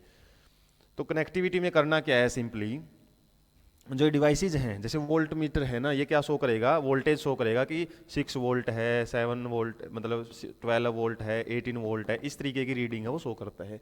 जैसे मान लो हमारे पास इलेक्ट्रिक सेल है, एक इलेक्ट्रिक सेल की जो वोल्टेज है वो 6 वोल्ट है, 2 सेल जोड़े हुए हैं तो कितना 12 वोल्ट है वो ये शो कर रहा है, 12 वोल्ट। और करंट की रीडिंग को शो करता है ये एम्पियर। तो मान लो शुरुआत में हमने 1 वोल्ट है वो करंट, 1 वोल्ट क्या 6 वोल्ट, सिंगल सेल से हम इलेक्ट्रिक ये एक एक्सपेरिमेंट कर रहे हैं। सिंपली हमने स्विच ऑन किया, उसके बाद रीडिंग मीजर की है, और रीडिंग मीजर करेंगे जैसे शुरुआत में एक सेल यूज कर रहे हैं, 1 सेल यूज किया, तो सिंपली जो हमारा वोल्ट मीटर है वो क्या रीडिंग शो करेगा कि 6 वोल्ट है, वो इसके अंदर वोल्टेज चल रही है फिलहाल। और इसके अलावा जो करंट है वो क्या शो किया जा रहा है, करंट को सिंपली यहाँ पे हम देख सकते हैं, कोई भी रीडिंग मान लो यहाँ पे 5 एम्पियर है वो करंट इस सर्किट में से, या 0.5 एम्पियर है वो करंट की रीडिंग इसमें शो की जा रही है। उसके बाद क्या करेंगे, एक सेल और इसके अंदर हम एक्स्ट्रा बढ़ाएंगे, मान लो 2 सेल हमने यूज किए, और 2 सेल यूज करते ही वोल्टेज है वो कितनी शो होना शुरू होगी, 12 वोल्ट, और करंट की वैल्यू है वो मान लो 1 एम्पियर है वो आना शुरू हो गई है। तो ये एक्सपेरिमेंट प्रैक्टिकली किया जाता है फिजिक्स लैब में, तभी आपको सिंपली सेल चेंज कर करके लगाने होते हैं। जैसे अब थर्ड सेल यदि हमने इसके अंदर ऐड कर दिया एक और, तो यहाँ पे 18 वोल्ट है वो वोल्टेज के अंदर, या फिर वोल्ट मीटर है वो रीडिंग शो करेगा। इसके अलावा करंट की वैल्यू है वो हो सकता है आपको 1.5 एम्पियर है वो देखने को मिले। तो सिंपल सा एक्सपेरिमेंट है, इसमें आपने क्या करना है, सेल्स के नंबर इंक्रीज करने हैं एक के बाद एक। और क्या देखोगे आप कि जो एमीटर के अंदर रीडिंग है ना, एमीटर की रीडिंग है वो भी बढ़ती जा रही है। तो यहाँ पे जो वोल्टेज है वो डायरेक्टली प्रोपोर्शनल है हमारी किसके, करंट के। जितनी आप वोल्टेज बढ़ा रहे हो या फिर पोटेंशियल डिफरेंस जितना प्रोवाइड कर रहे हो, उतना ही करंट है वो इसके अंदर से इलेक्ट्रिक सर्किट में से फ्लो करता है। इसी लॉ को सबसे पहले बताया था ओम्स ने, फिजिसिस्ट हैं एक और जर्मन फिजिसिस्ट हैं, पूरा नाम याद रखो तो रख सकते हो, जॉर्ज से साइमन ओम। और इन्होंने एक्सपेरिमेंट किया था, हालांकि इसका लाइफ स्पैन दिया हुआ है कितने टाइम तक। तो इन्होंने रिलेशनशिप फाइंड आउट किया था कि किस तरीके से हम इलेक्ट्रिसिटी फ्लो करेंगे, या फिर वोल्टेज जितनी ज़्यादा प्रोवाइड करेंगे करंट है उसमें से उतना ही ज़्यादा बढ़ेगा, अमाउंट है उसकी उतनी ज़्यादा बढ़ेगी। इसी तरीके से यहाँ पे देखो सिंपली जैसे मैंने सेल का बताया था ना, सिंपली भाई सेल को बढ़ा रहे हैं तो इलेक्ट्रिक करंट की वैल्यू बढ़ती जा रही है। यहाँ पे क्या है, ऐसे ही है, ये 1 सेल यूज किया हमने, फिर उसके बाद दूसरा सेल यूज करेंगे, थर्ड सेल, 4 सेल, इस तरीके से जैसे जैसे हम सेल बढ़ाते रहेंगे हमारे पास हम क्या देखेंगे, जो एमीटर है ना उसकी वैल्यू भी बढ़ती रहेगी। और यहाँ पे वोल्ट मीटर है वो वैल्यू है शो करेगा। ये V का मतलब यहाँ पे इलेक्ट्रिक सेल मान सकते हो आप। और इलेक्ट्रिक सेल जैसे सबसे पहले मान लो यहाँ पे ये सर्किट था, डॉटेड लाइन का सिंपली यही मतलब है यहाँ पे कि मान लो हमारे पास पहले ये सर्किट था और इसको आप पहले भूल जाओ कि ये जो भी चीज़ें हैं, तो एक ही सेल जुड़ा हुआ था। उसके बाद क्या था, सेकंड वाले केस में हमारा जो सर्किट है यहाँ पे यूज किया। तो ऐसे एक एक्टिविटी दी हुई है, आप देखोगे बुक के अंदर, वो यहाँ पे नहीं लगाई हुई, हालांकि आप बुक से भी समझ सकते हो। जैसे इस तरीके से आपको 4 रीडिंग के लिए बोला हुआ, उसमें 4 रीडिंग में जैसे फर्स्ट सेल यूज किया तो कितनी रीडिंग आई, जैसे मैंने बताया था कि 6 वोल्ट के लिए मान लो 0.5 एम्पियर है, 12 वोल्ट के लिए 1 एम्पियर था, 18 वोल्ट के लिए 1.5 एम्पियर, उसके बाद 24 वोल्ट के लिए 2 एम्पियर करंट है। इस तरीके से बढ़ रहा है। इसी तरीके से आपको यहाँ पे जो रीडिंग है वो फिल करनी है, 4 सेल के लिए यूज किया हुआ है ना, तो वैल्यू अलग अलग शो होती है। और उसी के बेस पे हमने क्या बनाना है यहाँ पे, ग्राफ। और ग्राफ में क्या लेंगे, पोटेंशियल डिफरेंस है उसको हम वर्टिकली ले रहे हैं, हॉरिजॉन्टली हमने करंट की वैल्यू ली है। और यहाँ पे जब हम देखेंगे कि जैसे जैसे वोल्टेज की, हालांकि ये तो आपका एक प्रकार का रिप्रेजेंटेशन है सिंपल, आप इसमें कोई भी रिप्रेजेंटेशन कर सकते हो। जैसे हमने लिया था ना 6 वोल्ट, मान लो यहाँ पे 6 वोल्ट है, यहाँ पे 12 है, यहाँ पे 18 है, यहाँ पे 24 है। इसी तरीके से यहाँ पे 0.5 है, 1 है, 1.5 है, 2 है। और जैसे जैसे हम इसमें रीडिंग, सिंपल सा आपने ग्राफ है वो रिप्रेजेंटेशन करना है।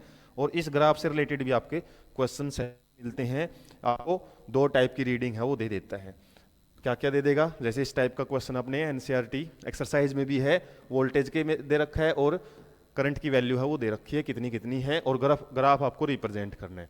और ग्राफ जब भी आप रिप्रेजेंट करोगे तो यहाँ पे स्ट्रेट लाइन ग्राफ मिलेगा आपको, स्ट्रेट लाइन ग्राफ।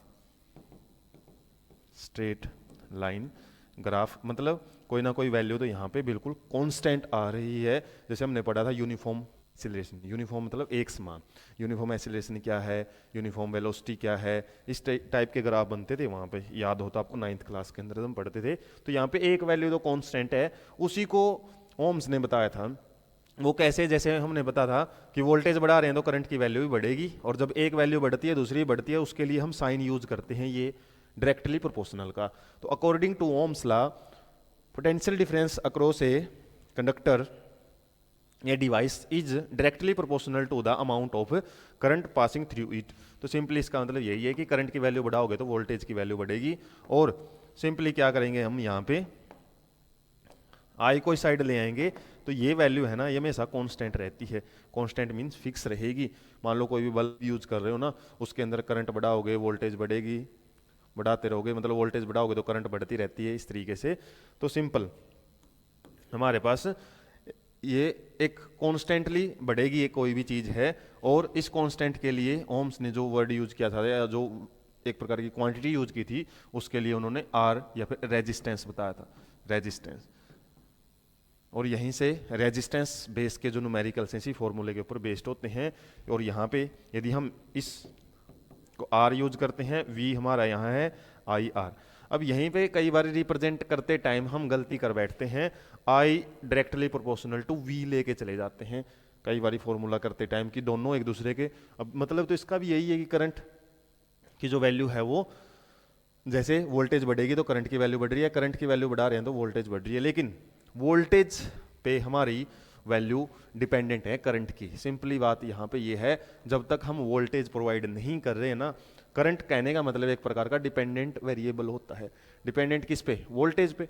वोल्टेज ही नहीं बढ़ा रहे तो करंट कैसे बढ़ेगा। ये नहीं है कि करंट दे रहे हैं कि वोल्टेज बढ़ेगा, उस तरीके से नहीं होता। हमेशा जब तक हम इलेक्ट्रिक सेल यूज नहीं करेंगे ना, करंट फ्लो ही नहीं करेगा। तो फर्स्ट सोर्स क्या है, फर्स्ट सोर्स है हमारा वोल्टेज, सेकंड सोर्स क्या है हमारा करंट। और हमेशा एक्स एक्सिस पे जब भी हम बात करते हैं, X axis and Y axis, आता है क्वेश्चन कि एक्स एक्सिस पे कौन से क्वांटिटीज रिप्रेजेंट की जाती हैं, वाई एक्सिस पे हमेशा जो इंडिपेंडेंट वेरिएबल्स रिप्रेजेंट किए जाते हैं जो अपने आप में पूरे हैं और जो वैल्यू किसी पे डिपेंड करती है। जैसे एक्स एक्सिस पे जो वैल्यू ली है ना करंट, करंट किस पे डिपेंड कर रही है हमारी, पोटेंशियल डिफरेंस पे। पोटेंशियल डिफरेंस जब तक आप प्रोवाइड नहीं कर रहे हो करंट की वैल्यू नहीं आएगी, इसलिए पोटेंशियल डिफरेंस फर्स्ट है। और potential difference is directly proportional to current. जितना ज़्यादा हम पोटेंशियल डिफरेंस प्रोवाइड कर रहे हैं करंट की वैल्यू उतनी ही बढ़ती है, क्योंकि इस तरीके से करोगे तो आपका फॉर्मूला उल्टा हो जाएगा। तो वोल्टेज को पहले रखो, करंट की वैल्यू को बाद में, और उसके बाद हमारा जो फॉर्मूला बनता है यहाँ पे V equal to I R, जो कि आगे सारे फॉर्मूलों की जड़ है। इसी से काफ़ी सारे फॉर्मूले हैं वो बनने को मिलेंगे आपके। तो इस तरीके से R क्या है, कांस्टेंट है, और कांस्टेंट है इस एक गिवन टेम्परेचर पे ये वैल्यू हमेशा फिक्स रहती है, और इसी को हम रेजिस्टेंस बोलते हैं। रेजिस्टेंस एक प्रकार का फ्रिक्शनल फोर्स होता है या फिर फ्रिक्शनल टाइप का एक क्वांटिटी होती है जो कि करंट के रास्ते में एक प्रकार का बाधा का काम करती है, उसको रोकती है। और इसको हम यूनिट यूज करते हैं ओम, और ग्रीक लेटर में इसको इस तरीके से रिप्रेजेंट किया जाता है जब भी हम यूनिट। बल्ब, हालांकि इलेक्ट्रिक सर्किट डायग्राम में भी इसी तरीके की रिप्रेजेंटेशन होती है इलेक्ट्रिक बल्ब की भी, लेकिन यहाँ पे हम सिंपली यूनिट के रूप में ये एक लेटर होता है, होम ही बोलते हैं इसको लेटर को भी, तो इसे यूज किया जाता है। तो आर की वैल्यू यहाँ पे यदि हम निकालें तो यहाँ से तीन फॉर्मूले बनेंगे आपके, जैसे V directly proportional to I था, और V by I equal to R, या फिर आप सिंपली यहाँ से इसको ऐसे नहीं यूज करो तो सिंपली यदि हम किसी डायरेक्टली प्रोपोर्शनल को जब भी हम हटाते हैं तो उसके लिए कांस्टेंट यूज करते हैं, और कांस्टेंट क्या है, R यहाँ पे यूज किया जाता है। जैसे सेकंड लॉ ऑफ मोशन जब हम एक्सप्लेन करते हैं तो वहाँ पे फॉर्मूला यूज होता है ना, F इक्वल टू KMA, तो K क्या होता है, कांस्टेंट, और वहाँ तक भी फॉर्मूला ऐसे ही चल रहा होता है हमारा डायरेक्टली प्रोपोर्शनल के साथ में। तो लगभग ऐसी ही बात है यहाँ भी। तो डायरेक्टली प्रोपोर्शनल को हटाने के लिए हमने एक कांस्टेंट यूज किया है, वो होता है रेजिस्टेंस, और R की वैल्यू यहाँ पे क्या आएगी, V बाय I। इसके अलावा I की वैल्यू क्या आएगी, V बाय R। तो ये फॉर्मूला है वो बनता है, तीन फॉर्मूले आपके बनेंगे, और यहीं से आपके काफ़ी सारे जो न्यूमेरिकल्स हैं आगे सॉल्व होंगे। इसके अलावा आपसे पूछा जाता है 1 ओम का क्या मतलब होता है। 1 ओम वही बात है जब आपका 1 वोल्ट करंट है या फिर 1 वोल्ट पोटेंशियल डिफरेंस आप प्रोवाइड कर रहे हो, किसके लिए, एम्पियर करंट के लिए, या फिर जब आपके इलेक्ट्रिक सर्किट में से 1 एम्पियर करंट है वो फ्लो हो रहा है और जो पोटेंशियल डिफरेंस है अक्रॉस द कंडक्टर वो 1 वोल्टेज है या 1 वोल्ट है, उसी को हम बोलते हैं, जो रेजिस्टेंस है फिर आपका 1 ओम है वो मिलेगा। तो इस तरीके से आपको याद रखना है 1 ओम को रिप्रेजेंटेशन, 1 ओम का रिप्रेजेंटेशन में सारी वैल्यू आपने 1 1 करके दिखा देनी है। क्वेश्चन ज़्यादातर ये 1 वालों से ज़्यादा पूछे जाते हैं, इसलिए आपको थोड़ा सा इसमें हाईलाइट करने की कोशिश की जा रही है। अब ये एक्टिविटी एक और दी हुई है, इसमें एक्टिविटी हम बोल सकते हैं जो भी चैप्टर है आपका 12.2 और नए के हिसाब से हो सकता है चैप्टर है वो नहीं पुराने सिलेबस के हिसाब से चैप्टर आपका आगे भी मिल सकता है। तो इसमें क्या दिया हुआ है आपको, सिंपली एक निक्रोम वायर है वो यूज करनी है, टॉर्च बल्ब है वो यूज करना है, एक 10 वाट का बल्ब है वो यूज करना है, एक एमीटर यूज करना है, और सिंपली इसमें आपने क्या करना है, इनके अंदर इस गैप के अंदर एक इलेक्ट्रिक सर्किट लेना है। कैसा इलेक्ट्रिक सर्किट है, ये ओपन है, इसमें देख सकते हैं एमीटर हमारा किसमें जुड़ा हुआ है, सीरीज में, और निक्रोम वायर है वो लगा के देखनी है। उसके बाद 10 वाट का बल्ब लगाना है, एक नॉर्मल टॉर्च बल्ब है वो लगाना है, और उसके बाद आपसे पूछा क्या हुआ है इसमें, are the ammeter reading different for different components. Main question यही है कि अलग अलग कंपोनेंट्स जब आप लगा रहे हो तो एमीटर की वैल्यू क्या चेंज होगी क्या, उसके लिए तो जाहिर सी बात है अलग अलग जो भी हमारे कंपोनेंट्स होते हैं उनका रेजिस्टेंस की वैल्यू क्या होती है, डिफरेंट होती है। रेजिस्टेंस वेरीड करता है डिफरेंट डिफरेंट कंपोनेंट में, लेकिन एक कंपोनेंट का रेजिस्टेंस है वो हमेशा फिक्स होता है। अब कंपोनेंट ये हम अलग यूज कर रहे हैं ना, तो सिंपली क्या रहेगा, फिर फॉर्मूला क्या होता है आई का, V बाय आर। V क्या है, इसमें कोई भी वैल्यू हो सकती है, तो ये वैल्यू तो हमारी फिक्स ही है इलेक्ट्रिक सर्किट में, लेकिन जैसे जैसे हम आर रेजिस्टेंस अलग अलग यूज कर रहे हैं कंपोनेंट्स, तो आई की वैल्यू भी आपकी अलग अलग मिलेगी, I1 I2 I3। I1 किसकी मिलेगी, मान लो निक्रोम के साथ एक्सपेरिमेंट कर रहे हो वो वैल्यू अलग है, इसके अलावा 10 वाट बल्ब है उसके लिए अलग है, और सिंपल एक टॉर्च बल्ब है उसके लिए आपकी वैल्यू अलग मिलेगी। तो क्वेश्चन का आंसर तो यही है। You may repeat this activity by keeping any material component, कोई भी कंपोनेंट के साथ आप एक्सपेरिमेंट कर सकते हो, सिंपली एमीटर की वैल्यू आपको चेंजेबल मिलेगी। तो इस टाइप से ये एक्टिविटी का कंक्लूजन यही है कि किस तरीके से हमारा resistance component to component different कर सकता है, जिसकी वजह से जो वैल्यू है करंट की वो भी आपको डिफरेंट मिलेगी। इसके बाद factors on which the resistance depend, किस किस फैक्टर पे डिपेंड करता है। अब जैसे यहाँ पे भी ऐसे ही एक सर्किट दिया हुआ है 1 2 3 4, 4 टाइप के कंपोनेंट हम यूज कर रहे हैं इसमें, और 4 टाइप में क्या क्या है, एक सिंपल वायर है 1 में, हालांकि इस एक्टिविटी में दिया हुआ है कि 1 पे हम क्या यूज कर रहे हैं, 2 पे क्या है, निक्रोम वायर है 1 के लिए, उसके अलावा 2 के लिए क्या है, यही वायर है हमने 2 टाइम्स डबल लेंथ कर दी है इसकी। ये बोल कि जो निक्रोम वायर है ना, दूसरी एक निक्रोम वायर यूज की है, लेकिन उसकी जो लेंथ है ना, पहले तो वो स्ट्रेट थी, अब हमने डबल लेंथ की वायर है वो यूज की है। थर्ड के लिए क्या है, सिंपली यहाँ पे थर्ड के लिए हमने यूज किया है thicker wire of nichrome, nichrome की थोड़ी मोटी वायर है वो यूज की है। एक केस में हमने सिंगल, एक केस में बोल सकते हैं डबल वायर यूज किया, थोड़ा मोड़ के दिखाया हुआ है, कंफ्यूज होने की जरूरत नहीं है, मतलब लेंथ बढ़ा दी है यहाँ पे। अगले केस में इसकी मोटाई है वो बढ़ा दी है, ये आप बोल सकते हो सिंपली इस तरीके से जो वायर है वो हमने यूज की है मोटी वायर। इसके अलावा लास्ट में फोर्थ कंपोनेंट हमने क्या यूज किया है, कॉपर वायर यूज की है, कॉपर वायर। निक्रोम क्या है, एक प्रकार का ज्यादा रेजिस्टेंस प्रोवाइड करता है, निक्रोम वायर होती है जो रेजिस्टेंस बहुत ज्यादा होता है, ये मान सकते हो आप। अब यहां पे आपसे फिर बोला हुआ है notice difference in the current in all cases. Ammeter के अंदर आपको क्या है वो रीडिंग है वो चेक करनी है, किस तरीके से जो वैल्यू है वो चेंज होती जा रही है, और इसमें भी सिंपली जब हम देखेंगे वैल्यू डिफरेंट डिफरेंट रहेगी।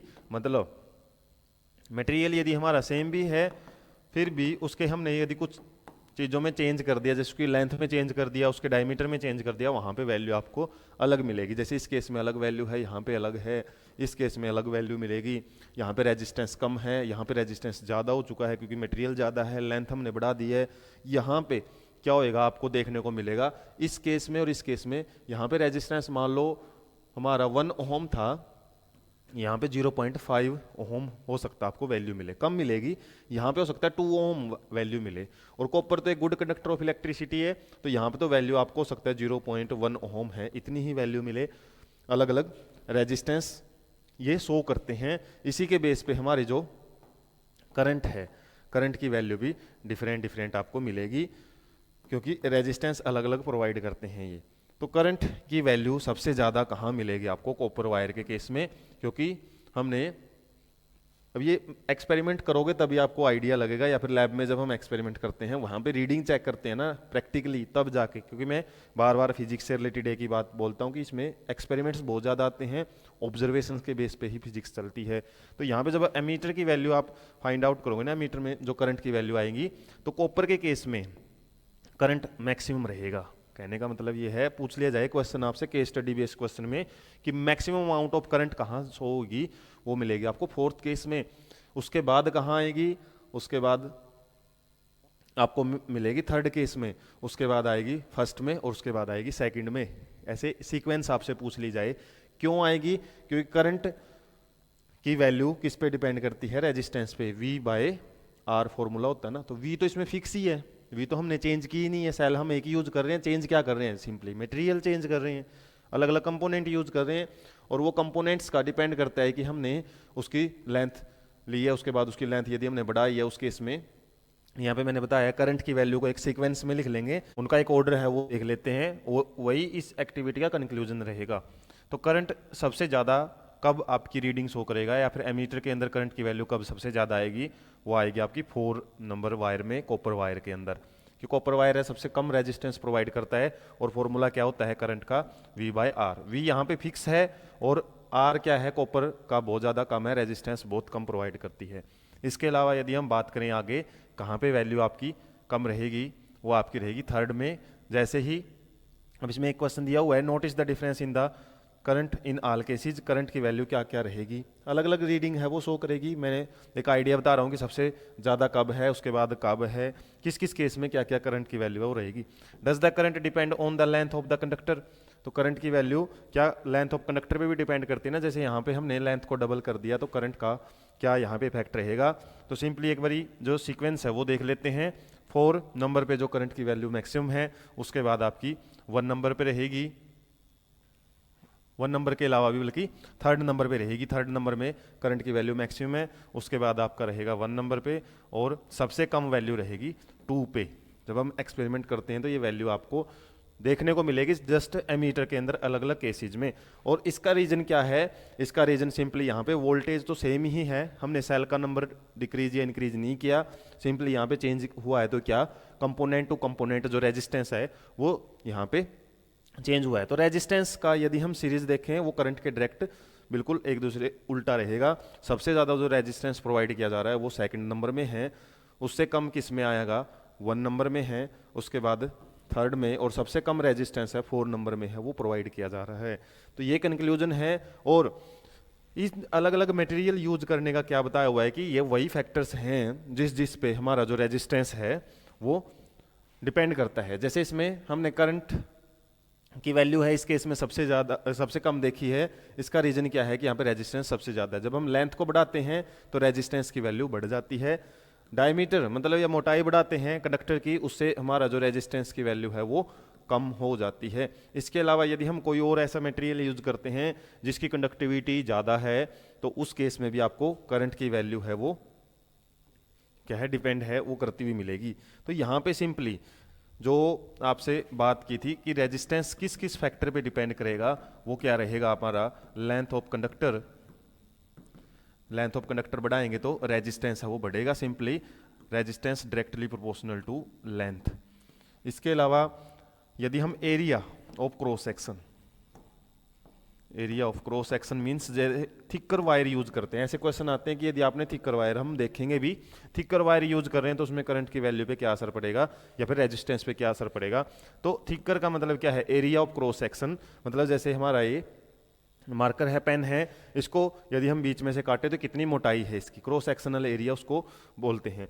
तो एरिया ऑफ क्रॉस सेक्शन यदि बढ़ाएंगे तो उस केस में हमारा जो रेजिस्टेंस है वो कम हो जाता है।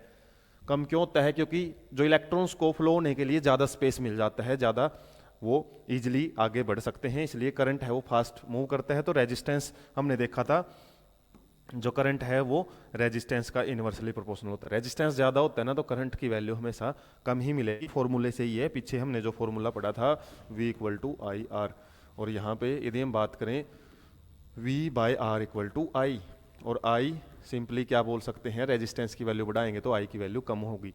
इसके अलावा मटेरियल हम कौन सा यूज कर रहे हैं, नेचर ऑफ मटेरियल पे भी डिपेंड करता है रेजिस्टेंस। जैसे हमने निक्रोम वायर यूज की थी तो रेजिस्टेंस ज़्यादा होता है, कॉपर वायर में कम। ऐसा क्वेश्चन आएगा किस किस फैक्टर पे डिपेंड करेंगे, 2 नंबर में पूछ लिया जाता है। तो 1, 2, 3 में आ गया हमारा नेचर ऑफ मटेरियल, किस टाइप का नेचर का मटेरियल हम यूज कर रहे हैं। इसके अलावा टेम्परेचर, किस टेम्परेचर पे हम कोई भी मटेरियल यूज कर रहे हैं। ज़्यादा टेम्परेचर यूज करते हैं, ज़्यादा टेम्परेचर पे कोई मटेरियल आपका यूज हो रहा है ना, तो उस केस में रेजिस्टेंस भी आपका ज़्यादा ही मिलेगा। तो ऐसे आपको कुछ फैक्टर्स हैं वो ध्यान रखने हैं, लेकिन मेन फैक्टर हमारे कौन से हैं, लेंथ एंड एरिया वाले हैं। और यहीं से हमारा जो एक इंपॉर्टेंट कॉन्सेप्ट शुरू होने जा रहा है वो रहेगा रेजिस्टिविटी।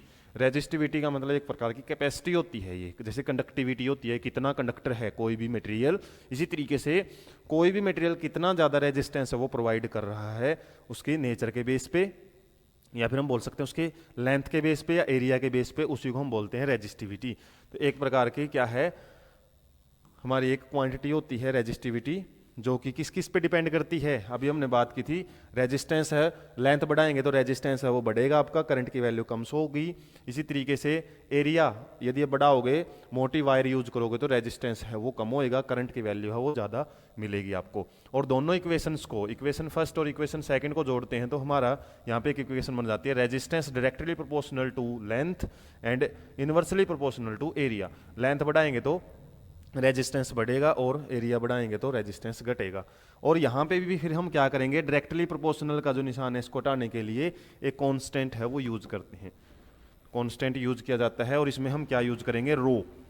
ये भी एक प्रकार का आप बोल सकते हो ग्रीक वर्ड ही रहेगा, जैसे ओम था, और ये इस टाइप का पी टाइप सिंबल है वो यूज करते हैं। और यहाँ पे जो आर है वो सिंपली रो एल बाई ए, एक फॉर्मूला हमारा यहाँ पे बन जाता है। और इसी में से यदि रेजिस्टिविटी का आपसे फॉर्मूला पूछें तो रेजिस्टिविटी क्या रहेगी, आर ए बाई एल। और इसी पे बेस पे हम कुछ न्यूमेरिकल हैं वो करेंगे। और यहाँ पे एक टेबल हमारी बुक में दी हुई है, इसको आपने कंप्लीटली रटना नहीं है, सिंपली इसमें समझना क्या है कि यहाँ पे जो हमारे कंडक्टर्स होते हैं उनके केस में रेजिस्टिविटी की वैल्यू है वो देख सकते हो आप 10⁻⁻⁸, 10 देखो सारे की सारी वैल्यू लगभग 10⁻⁻⁸ में दी हुई है, मतलब बहुत कम है। और कंडक्टिविटी क्या होता है, इसका जस्ट उल्टा होता है। अब एलोइज हैं, एलोइज के केस में देख सकते हैं हम हमारी वैल्यू 10⁻⁻⁶ तक गई हुई है। इसके अलावा जो भी इंसुलेटर्स होते हैं उनकी रेजिस्टिविटी देख सकते हैं हम, पावर है जो वैल्यू पॉजिटिव में है, ऊपर वैल्यू नेगेटिव में है, यहाँ पे वैल्यू पॉजिटिव शो कर रही है कि इसका मतलब रेजिस्टेंस बहुत ज़्यादा प्रोवाइड कर रहे हैं। इंसुलेटर होते क्या हैं, वही चीज़ें हैं जो कि ज़्यादा रेजिस्टेंस या जिनकी रेजिस्टिविटी क्या होती है, कुछ रेंजेज में है। रेंजेज क्या है, यहाँ पे हम देख सकते हैं 10⁻10 टू 10⁻17 तक की रेंजेज में आपकी रेजिस्टिविटी शो हो रही है। पॉजिटिव वैल्यूज ज़्यादातर पावर में मिल रही हैं। एलोइज या फिर जो हमारे कंडक्टर्स हैं उनकी रेजिस्टिविटी होती है कम। तो रेजिस्टिविटी के बेस पे भी हम बोल सकते हैं कि कंडक्टर्स क्या होते हैं, the metals and alloys are very low resistivity, इनके पास रेजिस्टिविटी कम है। किस रेंज में है, 10⁻⁻⁻ की रेंजेज में है, -8 -6, जबकि जो इंसुलेटर्स हैं उनकी जो रेजिस्टिविटी है वो पॉजिटिव रेंजेज में रहती हैं। इसके अलावा resistivity temperature to temperature vary भी करती है। और ये फॉर्मूला आपको याद रखना है, rho equal to R A by L, क्योंकि इसके बेस पे ही हमने अभी नेक्स्ट जो क्वेश्चन है वो करने हैं। How much current will an electric bulb draw from, तो इसमें आई की वैल्यू आपसे पूछी हुई है, जिसमें वी की वैल्यू दे रखी है 220 वोल्ट या फिर पोटेंशियल डिफरेंस। और if the resistance of bulb filament is, R की वैल्यू कितनी दी हुई है 1200 ओम। और दूसरा बी में बोला हुआ आपसे how much current will an electric heater, और तो ये तो बल्ब की बात है। अब हीटर में देखें तो इसने वोल्टेज है वो 220 वोल्ट ही दी हुई है, इसके अलावा जो हमारा रेजिस्टेंस है वो दिया हुआ है 100 ओम। तो इसमें आपसे सिंपली इलेक्ट्रिक बल्ब के अंदर से करंट पूछा हुआ है, करंट का फॉर्मूला क्या है, V बाई आर। तो ये वैल्यू पुट कर देनी है, V 220 बटे में 1200 तो इसको सोल्व करेंगे तो हम 60/11 और इसको सोल्व करते टाइम लगभग वैल्यू जो आएगी 0.18 एम्पियर। आप कैलकुलेट करोगे तो इतनी वैल्यू आपकी मिलेगी। इसके बाद वही फॉर्मूला सेम हमने यहाँ यूज करना है, I = V/R, और V की वैल्यू है 220/100। तो इसको हम सोल्व करेंगे तो 511 तो 2.2 और उसके बाद 2.2 ही आएगा, 2.2 एम्पियर। तो इस तरीके से जो हम फार्मूला बेस्ड न्यूमेरिकल्स ही आपसे पूछे जाएंगे, और ऐसे सोल्व्ड एग्जांपल ज़्यादातर आ जाते हैं इन टेक्स्ट क्वेश्चंस के अलावा भी कुछ जो एग्जांपल सोल्व किए हुए हैं, कुछ स्टेटमेंट बेस थोड़ी बहुत चेंज करके आपसे पूछ ली जाती है। तो मेनली तो ये देखना होता है हमने न्यूमेरिकल्स में दिया क्या है। जैसे इसमें पोटेंशियल डिफरेंस दिया हुआ है, potential difference between the terminals of electric heater 60 volt दिया हुआ है। When it draws A current, current की वैल्यू दी हुई है 4 ampere from the source, what current will the heater draw if the potential difference is increased 2। तो दो condition दी हुई है इसमें, कंडीशन फर्स्ट है, कंडीशन फर्स्ट, ये है कंडीशन सेकंड। और इस कंडीशन में क्या बोल रहा है, हालांकि जो आपका पीडी है पोटेंशियल डिफरेंस है वो 120 वोल्ट दिया हुआ है। तो सिंपली हमने क्या करना है, जो V है और I है, यहाँ से हम R की वैल्यू निकाल लेंगे। R की वैल्यू क्या है, V/I है। हमने 3 फॉर्मूले बनाए थे V = IR से। तो इस तरीके से यहाँ पे V कितना है 60/4, तो यहाँ पे कितनी वैल्यू आ जाएगी 15 ओम। ये आ गई हमारी किसकी, R की वैल्यू। और अब क्या करेंगे, सिंपली यहाँ पे हमने I की वैल्यू आपसे पूछी हुई है, I क्या रहेगा, तो I का फॉर्मूला क्या था, I = V/R। तो V कितना है 120, R कितना निकाला है 15, तो कितना आ गया 8 ओम। तो इस तरीके से I ओम नहीं, यहाँ पे एम्पियर, तो यहाँ पे आपका I की वैल्यू है 8 एम्पियर है, वो आ जाती है। तो इस तरीके से सिंपली एक कंडीशन में से आपने क्या है R की वैल्यू निकाल के दूसरी कंडीशन में यूज करनी है, क्योंकि इसने इलेक्ट्रिक हीटर एक ही वैल्यू की बात की है, इलेक्ट्रिक हीटर एक ही दिया है, वहाँ पे हमने R की वैल्यू अलग अलग निकाली थी क्योंकि दो अलग अलग कंपोनेंट्स थे, इसमें एक ही कंपोनेंट्स हैं, कंडीशन अलग कर दी है बस सिंपली। और यहाँ पे हम देख रहे हैं पहले हमारा पोटेंशियल डिफरेंस 60 था तो करंट है वो 4 था, अब हमने 20 यूज किया है 120, तो यहाँ पे सिंपली 8 एम्पियर है। डायरेक्टली प्रोपोर्शनल की बात यहाँ पे देख रहे हैं, ओम्स लॉ यहाँ पे हमारा प्रूव होता दिखाई दे रहा है। उसके बाद नेक्स्ट है resistance of a material of length 1 metre. तो L की वैल्यू दे रखी है 1 मीटर और रेजिस्टेंस की वैल्यू दे रखी है 20 ओम। अब डिग्री सेल्सियस कोई हमने टेम्परेचर से रिलेटेड कोई कॉन्सेप्ट नहीं पढ़ा फिलहाल, हो सकता है ईयर क्लासेज में मिले आपको, तो ये तो आपको कंफ्यूज करने के लिए दिया हुआ है 20 degree Celsius. If the diameter दिया हुआ है वायर जो है हमारी, उसका डायमीटर दिया हुआ है कितना है, ये 0.3 mm मिलीमीटर। तो जाहिर सी बात है इसको हमको क्या करना पड़ेगा, 0.3 10⁻³ मीटर में लेके आना पड़ेगा, या फिर पहले तो इसको mm में लिख लेते हैं, उसके बाद इसको मीटर में कन्वर्ट करना पड़ेगा। तो मीटर में कितना आएगा, ये सिंपली 0.3 × 10⁻³ मीटर, क्योंकि यदि ये मीटर में वैल्यू यूज कर रहे हैं तो खासकर सबसे पहला काम यही रहता है कि यूनिट्स को आपको एक सिंगल फॉर्मेट में लेके आना पड़ेगा। यदि ये मीटर में है तो ये मिलीमीटर में, तो इसको मीटर में लेके आओ। उसके अलावा और यदि हमने इसको पॉइंट को गायब करना है यहाँ से, तो इसको हम क्या लिख सकते हैं, 3/10 × 10⁻³ और इस 10 को भी ऊपर लेके जाएंगे तो 3 × 10⁻⁴ मीटर। ये क्या है, इसका डायमीटर आ गया।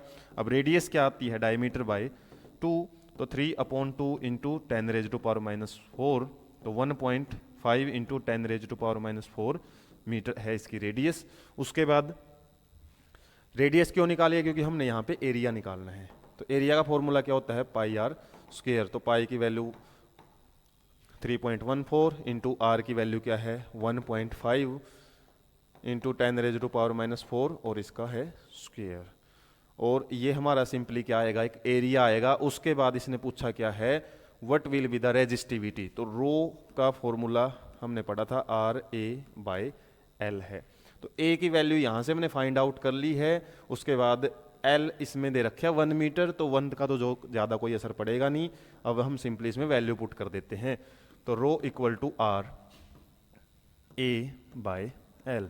तो R की वैल्यू कितनी दे रखी है इसमें, यहाँ पे 26 ओम्स, तो 26 ओम इंटू ए कितना निकाला है 3.14 into 10 raise to power 1.5 into 10 raise to power -4 का स्क्वायर और अपॉन में 1। तो ये अब कैलकुलेशन बेस्ड क्वेश्चन आपका बच गया है। तो इसमें आप सिंपली क्या करोगे 3.14 इंटू इसका स्क्वायर करेंगे तो 2.25 इंटू 10 रेज टू पावर -8। अब कैलकुलेशन करनी है हमने सिंपली डेसिमल वगैरह है, यदि आप इनके हटाओगे तो नीचे क्या आएगा आपका 100, इसका भी आपका क्या आएगा नीचे 100 है वो आ जाएगा। इसका मतलब क्या है 2 जीरो और आपको आगे बढ़ा देनी है, 4 जीरो और आपकी बढ़ जाएंगी, मतलब ऊपर जो पावर -8 है ना तो ये माइनस का 12 हो मिलेगी। इसके अलावा 26 की मल्टीप्लाई करोगे जब आप तो जो भी वैल्यू रहेगी वो आपकी इस फॉर्म में आ जाएगी।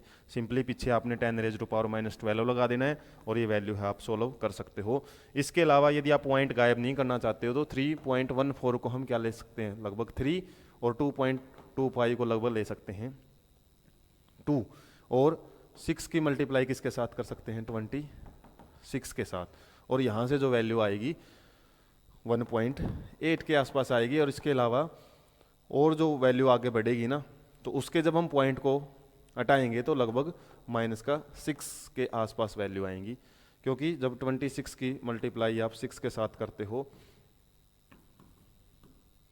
तो लगभग 15 के आसपास रहेगी। तो 1.8 या 1.6 के आसपास जब आप कैलकुलेशन करोगे ना तो वो पॉइंट वगैरह है वो आप वहाँ से भी हटा सकते हो।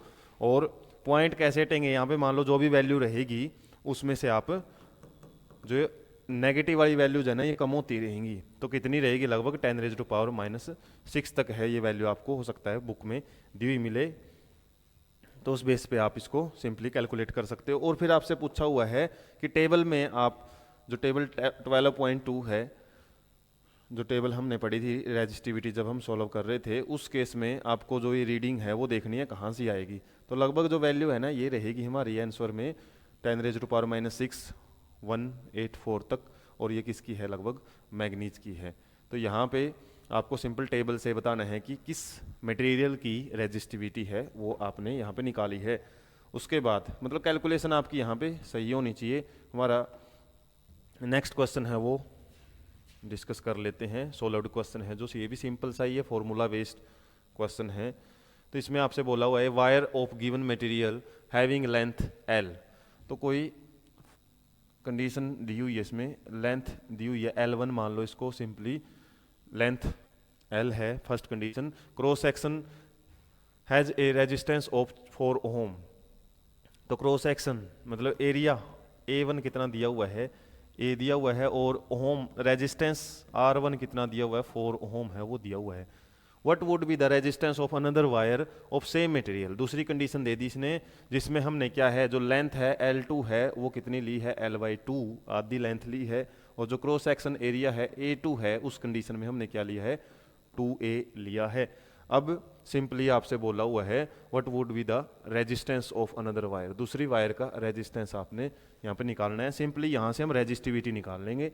रेजिस्टिविटी का फॉर्मूला क्या था RA/L 4 इंटू A1 कितना है A और L1 कितना है इसमें L। फर्स्ट कंडीशन है, इसके बेस पे हम क्या है यहाँ से रेजिस्टिविटी है वो फाइंड आउट कर लेंगे।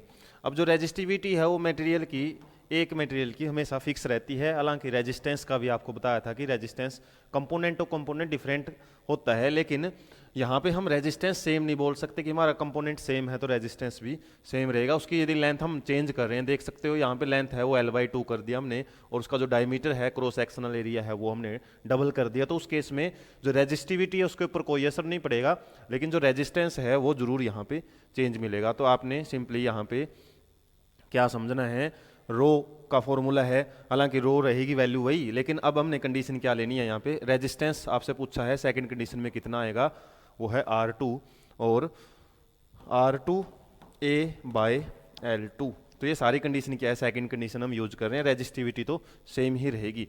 अब हमने क्या करना है सिंपली पहले तो इस वैल्यू को सोल्व कर लेना है। R2 हमने निकालना है और A2 की वैल्यू हम क्या यूज कर लेंगे 2A, एरिया हमने डबल कर लिया, और L2 मतलब सेकंड कंडीशन में L क्या लिया है L/2 2 लिया है।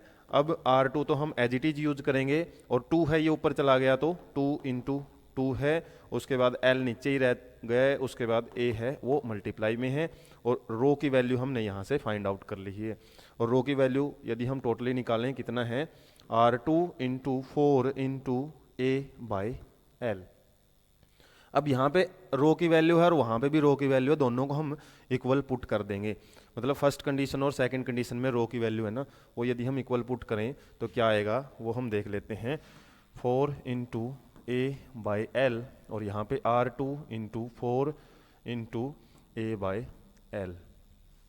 तो R2 की वैल्यू निकालनी है, इसको एक साइड में रखेंगे, 4 into A by L into, और यहाँ पे क्या आएगा आपका L है वो ऊपर चला गया, A नीचे आ गया, और 4 है वो भी नीचे आ चुका है। तो ये सारी वैल्यू कट हो जाएंगी, और यहाँ पे जो वैल्यू है हमारी क्या आएगी, 1 आएगी। और यहीं पे बच्चे गलती करते हैं, सारा कट कटा के 0 भी लिख देते हैं, तो 0 नहीं होती है। सारी वैल्यू यदि हम 1 1 लगाएं तो लगभग जो हमारी वैल्यू रहेगी लास्ट में 1 ओहम है वो रहेगी।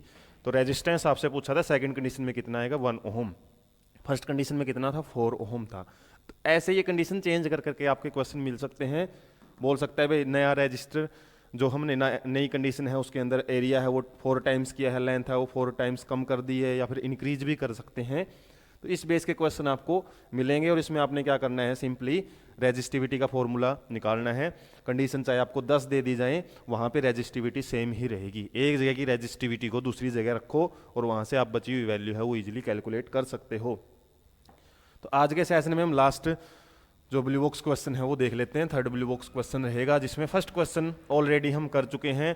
On what factor does the resistance of a conductor depend. क्या क्या था, टेम्परेचर पे डिपेंड करता है, मटेरियल की नेचर पे डिपेंड करता है, इसके अलावा लेंथ पे डिपेंड करेगा, लेंथ के डायरेक्टली प्रोपोर्शनल होता है, और एरिया ऑफ क्रॉस सेक्शन, केवल एरिया नहीं लिखना आपने, area of cross section, diameter जब हम इंक्रीज डिक्रीज करते हैं तो वहाँ पे भी आपका जो रेजिस्टेंस है वो डिपेंड करेगा, और जाहिर सी बात है इंक्रीज करेंगे तो एरिया, तो रेजिस्टेंस कम हो जाता है। Will the current flow more easily through a thick wire और a thin wire of the same material when connected to the same source why. तो आपसे पूछा है करंट की वैल्यू पे क्या असर पड़ेगा जब हम करंट को थिन वायर में से पास कर रहे हैं और एक बार थिक वायर में से पास कर रहे हैं। तो जाहिर सी बात है यहाँ एरिया की बात आ गई है, लेकिन यहाँ पे आपको रेजिस्टेंस नहीं बोला। तो रेजिस्टेंस तो हमने देख लिया, एरिया बढ़ाएंगे तो रेजिस्टेंस कम होएगा।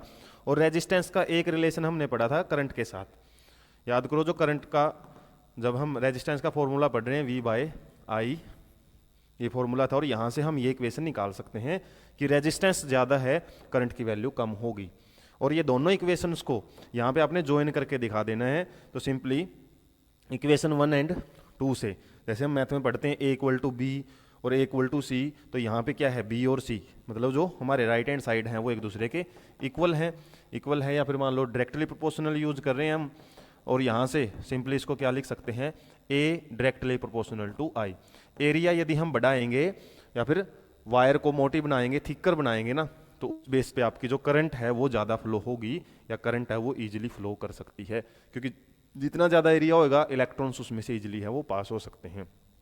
तो यहाँ पे याद रखना आपने, थिकर वायर में से करंट है जो वो इजीली फ्लो करेगा। रीजन वाई का ही मैंने ये कंक्लूजन निकाला है, किस तरीके से आपको बताना है डायरेक्टली और जो इन्वर्सली प्रोपोर्शनल, खासकर इन्वर्सली प्रोपोर्शनल का हमने यहाँ पे ज़्यादा जिक्र किया है।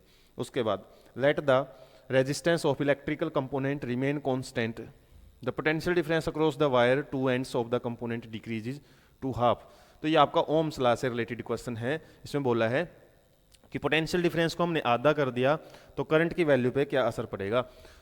तो चाहो तो इसमें आप सेम मटेरियल की बात की हुई है तो रेजिस्टेंस तो इसका सेम ही रहेगा, सिंपली रेजिस्टेंस दोनों कंडीशन में सेम है। तो रेजिस्टेंस का फॉर्मूला क्या होता है, V बाय आई होता है।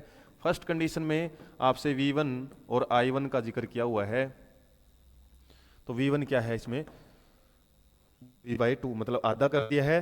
तो करंट की जो वैल्यू है पहले वाले केस में तो हम सिंपली V ही यूज करेंगे और I1 की वैल्यू I ही यूज करेंगे, तो सिंपली फॉर्मूला हमारा यही है। लेकिन सेकंड कंडीशन में इसने क्या बोला है कि जो हमारा रेजिस्टेंस अब V2 है ना, वो ये वोल्टेज है वो आधा कर दिया पहले वाली वोल्टेज का, तो करंट की वैल्यू है उस पर क्या असर पड़ेगा, जो सेकेंड टाइम कंडीशन है ना करंट की, उस पर क्या असर है। तो यहाँ पे R की जो वैल्यू है v बाय आई है ना, वो हम यहाँ यूज करेंगे। तो इसमें r, हालांकि 2 यूज कर लो क्योंकि रेजिस्टेंस है वो तो सेम ही है इसमें, तो r इज इक्वल टू इस कंडीशन में क्या आएगा v2 बाई i2।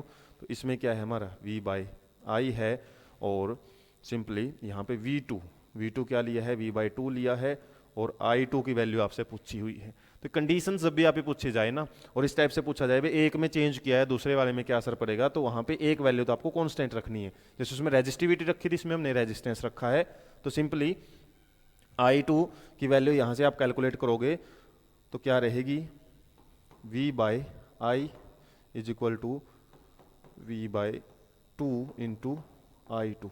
तो इस i2 को तो हम इस साइड में ले जाएंगे, ये तो चलेगी ऊपर। इसके अलावा v2, ये जो v बाई 2 है और जो v है इस साइड आएगी डिवाइड में, ऊपर चले जाएगी मल्टीप्लाई में, तो इसके साथ हमारा v के साथ v कट गया, तो i2 की वैल्यू है ना जो पुराने वाले करंट की क्या हो जाएगी, आधी हो जाएगी। इस तरीके से डेरिवेटिव पोर्शन होते हैं कि आप किस तरीके से ये डिराइव कर सकते हो। इसके अलावा सिंपली आप ऐसे बता सकते हो कि वोल्टेज आपने आधी कर दी, तो अकॉर्डिंग टू होम्स लॉ के अकॉर्डिंग क्या है, जो हमारी पोटेंशियल डिफरेंस है वो डायरेक्टली प्रोपोर्शनल होता है करंट के। यदि ये वैल्यू हमने आधी कर दी है तो जाहिर सी बात है आई की वैल्यू भी हाफ रह जाएगी। तो ऐसे भी आप डायरेक्ट बता सकते हो, लेकिन 3 मार्क्स में आ जाए ना क्वेश्चन, तो ऐसे आप i2 v2 कंडीशन लेके भी आप प्रैक्टिस कर सकते हो। उसके बाद हमारा जो बचे हुए क्वेश्चन है वो देख लेते हैं। Why are the coils of electric toaster and heater electric irons made up of an alloy rather than pure metal. तो प्योर मेटल की हमने रेजिस्टिविटी देखी थी बहुत कम होती है, और एलॉय की रेजिस्टिविटी थोड़ी सी क्या है ज़्यादा होती है, और सबसे ज़्यादा तो इंसुलेटर की होती है। और रेजिस्टिविटी क्यों यूज कर रहे हैं इसमें, ताकि ज़्यादा से ज़्यादा ये रेजिस्टेंस प्रोवाइड करे और करंट है उसको मुश्किलें आए चलते टाइम, और जितना ज़्यादा करंट को मुश्किलें आएंगी तो हीटिंग इफेक्ट होता है। हीटिंग इफेक्ट मतलब गर्म हो जाती है चीज़। और ये जो डिवाइसेस हैं electrical toaster and electric irons, ये गर्म करने के पर्पज के लिए यूज करते हैं हम। तो इलेक्ट्रिक इफेक्ट या आप बोल सकते हैं heating effect of electric current है वो यूज किया जाता है।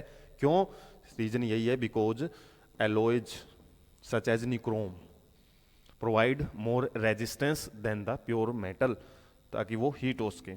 उसके बाद टेबल से क्वेश्चन है ये, वो जो हमने टेबल पढ़ी थी 12.2, और अभी उसका सॉलिड क्वेश्चन में जिक्र भी आया था। Which among the iron and the mercury is better conductor. Conductor आपसे पूछा हुआ है कौन सा है, टेबल को यूज करके बताओ। तो सिंपली जो कंडक्टर की बात आती है ना, वो रेजिस्टिविटी का उल्टा होता है। अब उस टेबल में यदि आप ध्यान से देखो, जो मरकरी की रेजिस्टिविटी है, मरकरी की जो रेजिस्टिविटी है वो ज़्यादा है किससे, आयरन की रेजिस्टिविटी से। तो इसका मतलब क्या है, सिंपली इसकी रेजिस्टिविटी ज़्यादा है तो ये कम कंडक्टर है। या फिर बात करें हम जो कंडक्टिविटी है सिंपली किसकी, कंडक्टिविटी के लिए हम सी वर्ड यूज करेंगे, मरकरी की, वो कम है किससे, कंडक्टिविटी ऑफ आयरन से, क्योंकि एक दूसरे के इन्वर्सली प्रोपोर्शनल होते हैं। यदि रेजिस्टिविटी ज़्यादा है तो कंडक्टिविटी कम मिलेगी। अब देख लो, रेजिस्टिविटी मरकरी की ज़्यादा है तो कंडक्टिविटी इसकी आयरन से कम है। इसके अलावा आपसे पूछा है सेकंड में, which material is best conductor, कौन सा मटेरियल आपका इसमें बेस्ट कंडक्टर है। और उसमें टेबल में आप ध्यान से देखोगे जिसकी रेजिस्टिविटी सबसे कम है। और इसमें यदि टेबल को ध्यान से देखो ना, तो इसमें रेजिस्टिविटी नीचे की तरफ बढ़ती जा रही है। सबसे कम किसकी है, सिल्वर की रेजिस्टिविटी है। सिल्वर की रेजिस्टिविटी कम होने की वजह से सबसे best conductor heat and electricity का सिल्वर ही होता है। फिर आता है कॉपर, लेकिन फिर भी हम ज़्यादातर कॉपर वायर्स यूज करते हैं क्योंकि सिल्वर बहुत ज़्यादा कॉस्टली होता है, रेयर मेटल रहती है। तो इस तरीके के जो हमने क्वेश्चंस हैं उनकी कुछ ट्रिक्स आपको बताई हैं, उनको थोड़ा सा हमने आपको कॉन्सेप्चुअली करने की कोशिश की। हालांकि आप प्रैक्टिस से तो आप उसमें और ज़्यादा माहिर बन सकते हो। तो ऐसे ही हमारे जो नेक्स्ट सेशन रहेगा, नेक्स्ट पार्ट, उसमें हम रजिस्टर्स का अरेंजमेंट डिस्कस करेंगे कि सीरीज में कैसे रजिस्टर अरेंज होते हैं। काफ़ी इंपॉर्टेंट क्वेश्चन बनते हैं वहाँ से, डेरिवेटिव भी और न्यूमेरिकल भी। और बाकी जो फर्दर चैप्टर्स जो पार्ट्स रहेंगे इस चैप्टर के, उसमें हम बचे हुए जो न्यूमेरिकल्स हैं, इसके अलावा एक्सरसाइज क्वेश्चंस हैं, वो भी इसी तरीके से कंप्लीट करेंगे। कॉन्सेप्चुअली आपको कोशिश कराई जाएगी अच्छे से पूरा करने की ये चैप्टर। और ऐसे ही इंटरेस्टिंग सेशंस के लिए आप चैनल के साथ जुड़े रहें, और वीडियो आपको पसंद आती है तो ज़्यादा से ज़्यादा दोस्तों के पास शेयर करें। Thank you so much.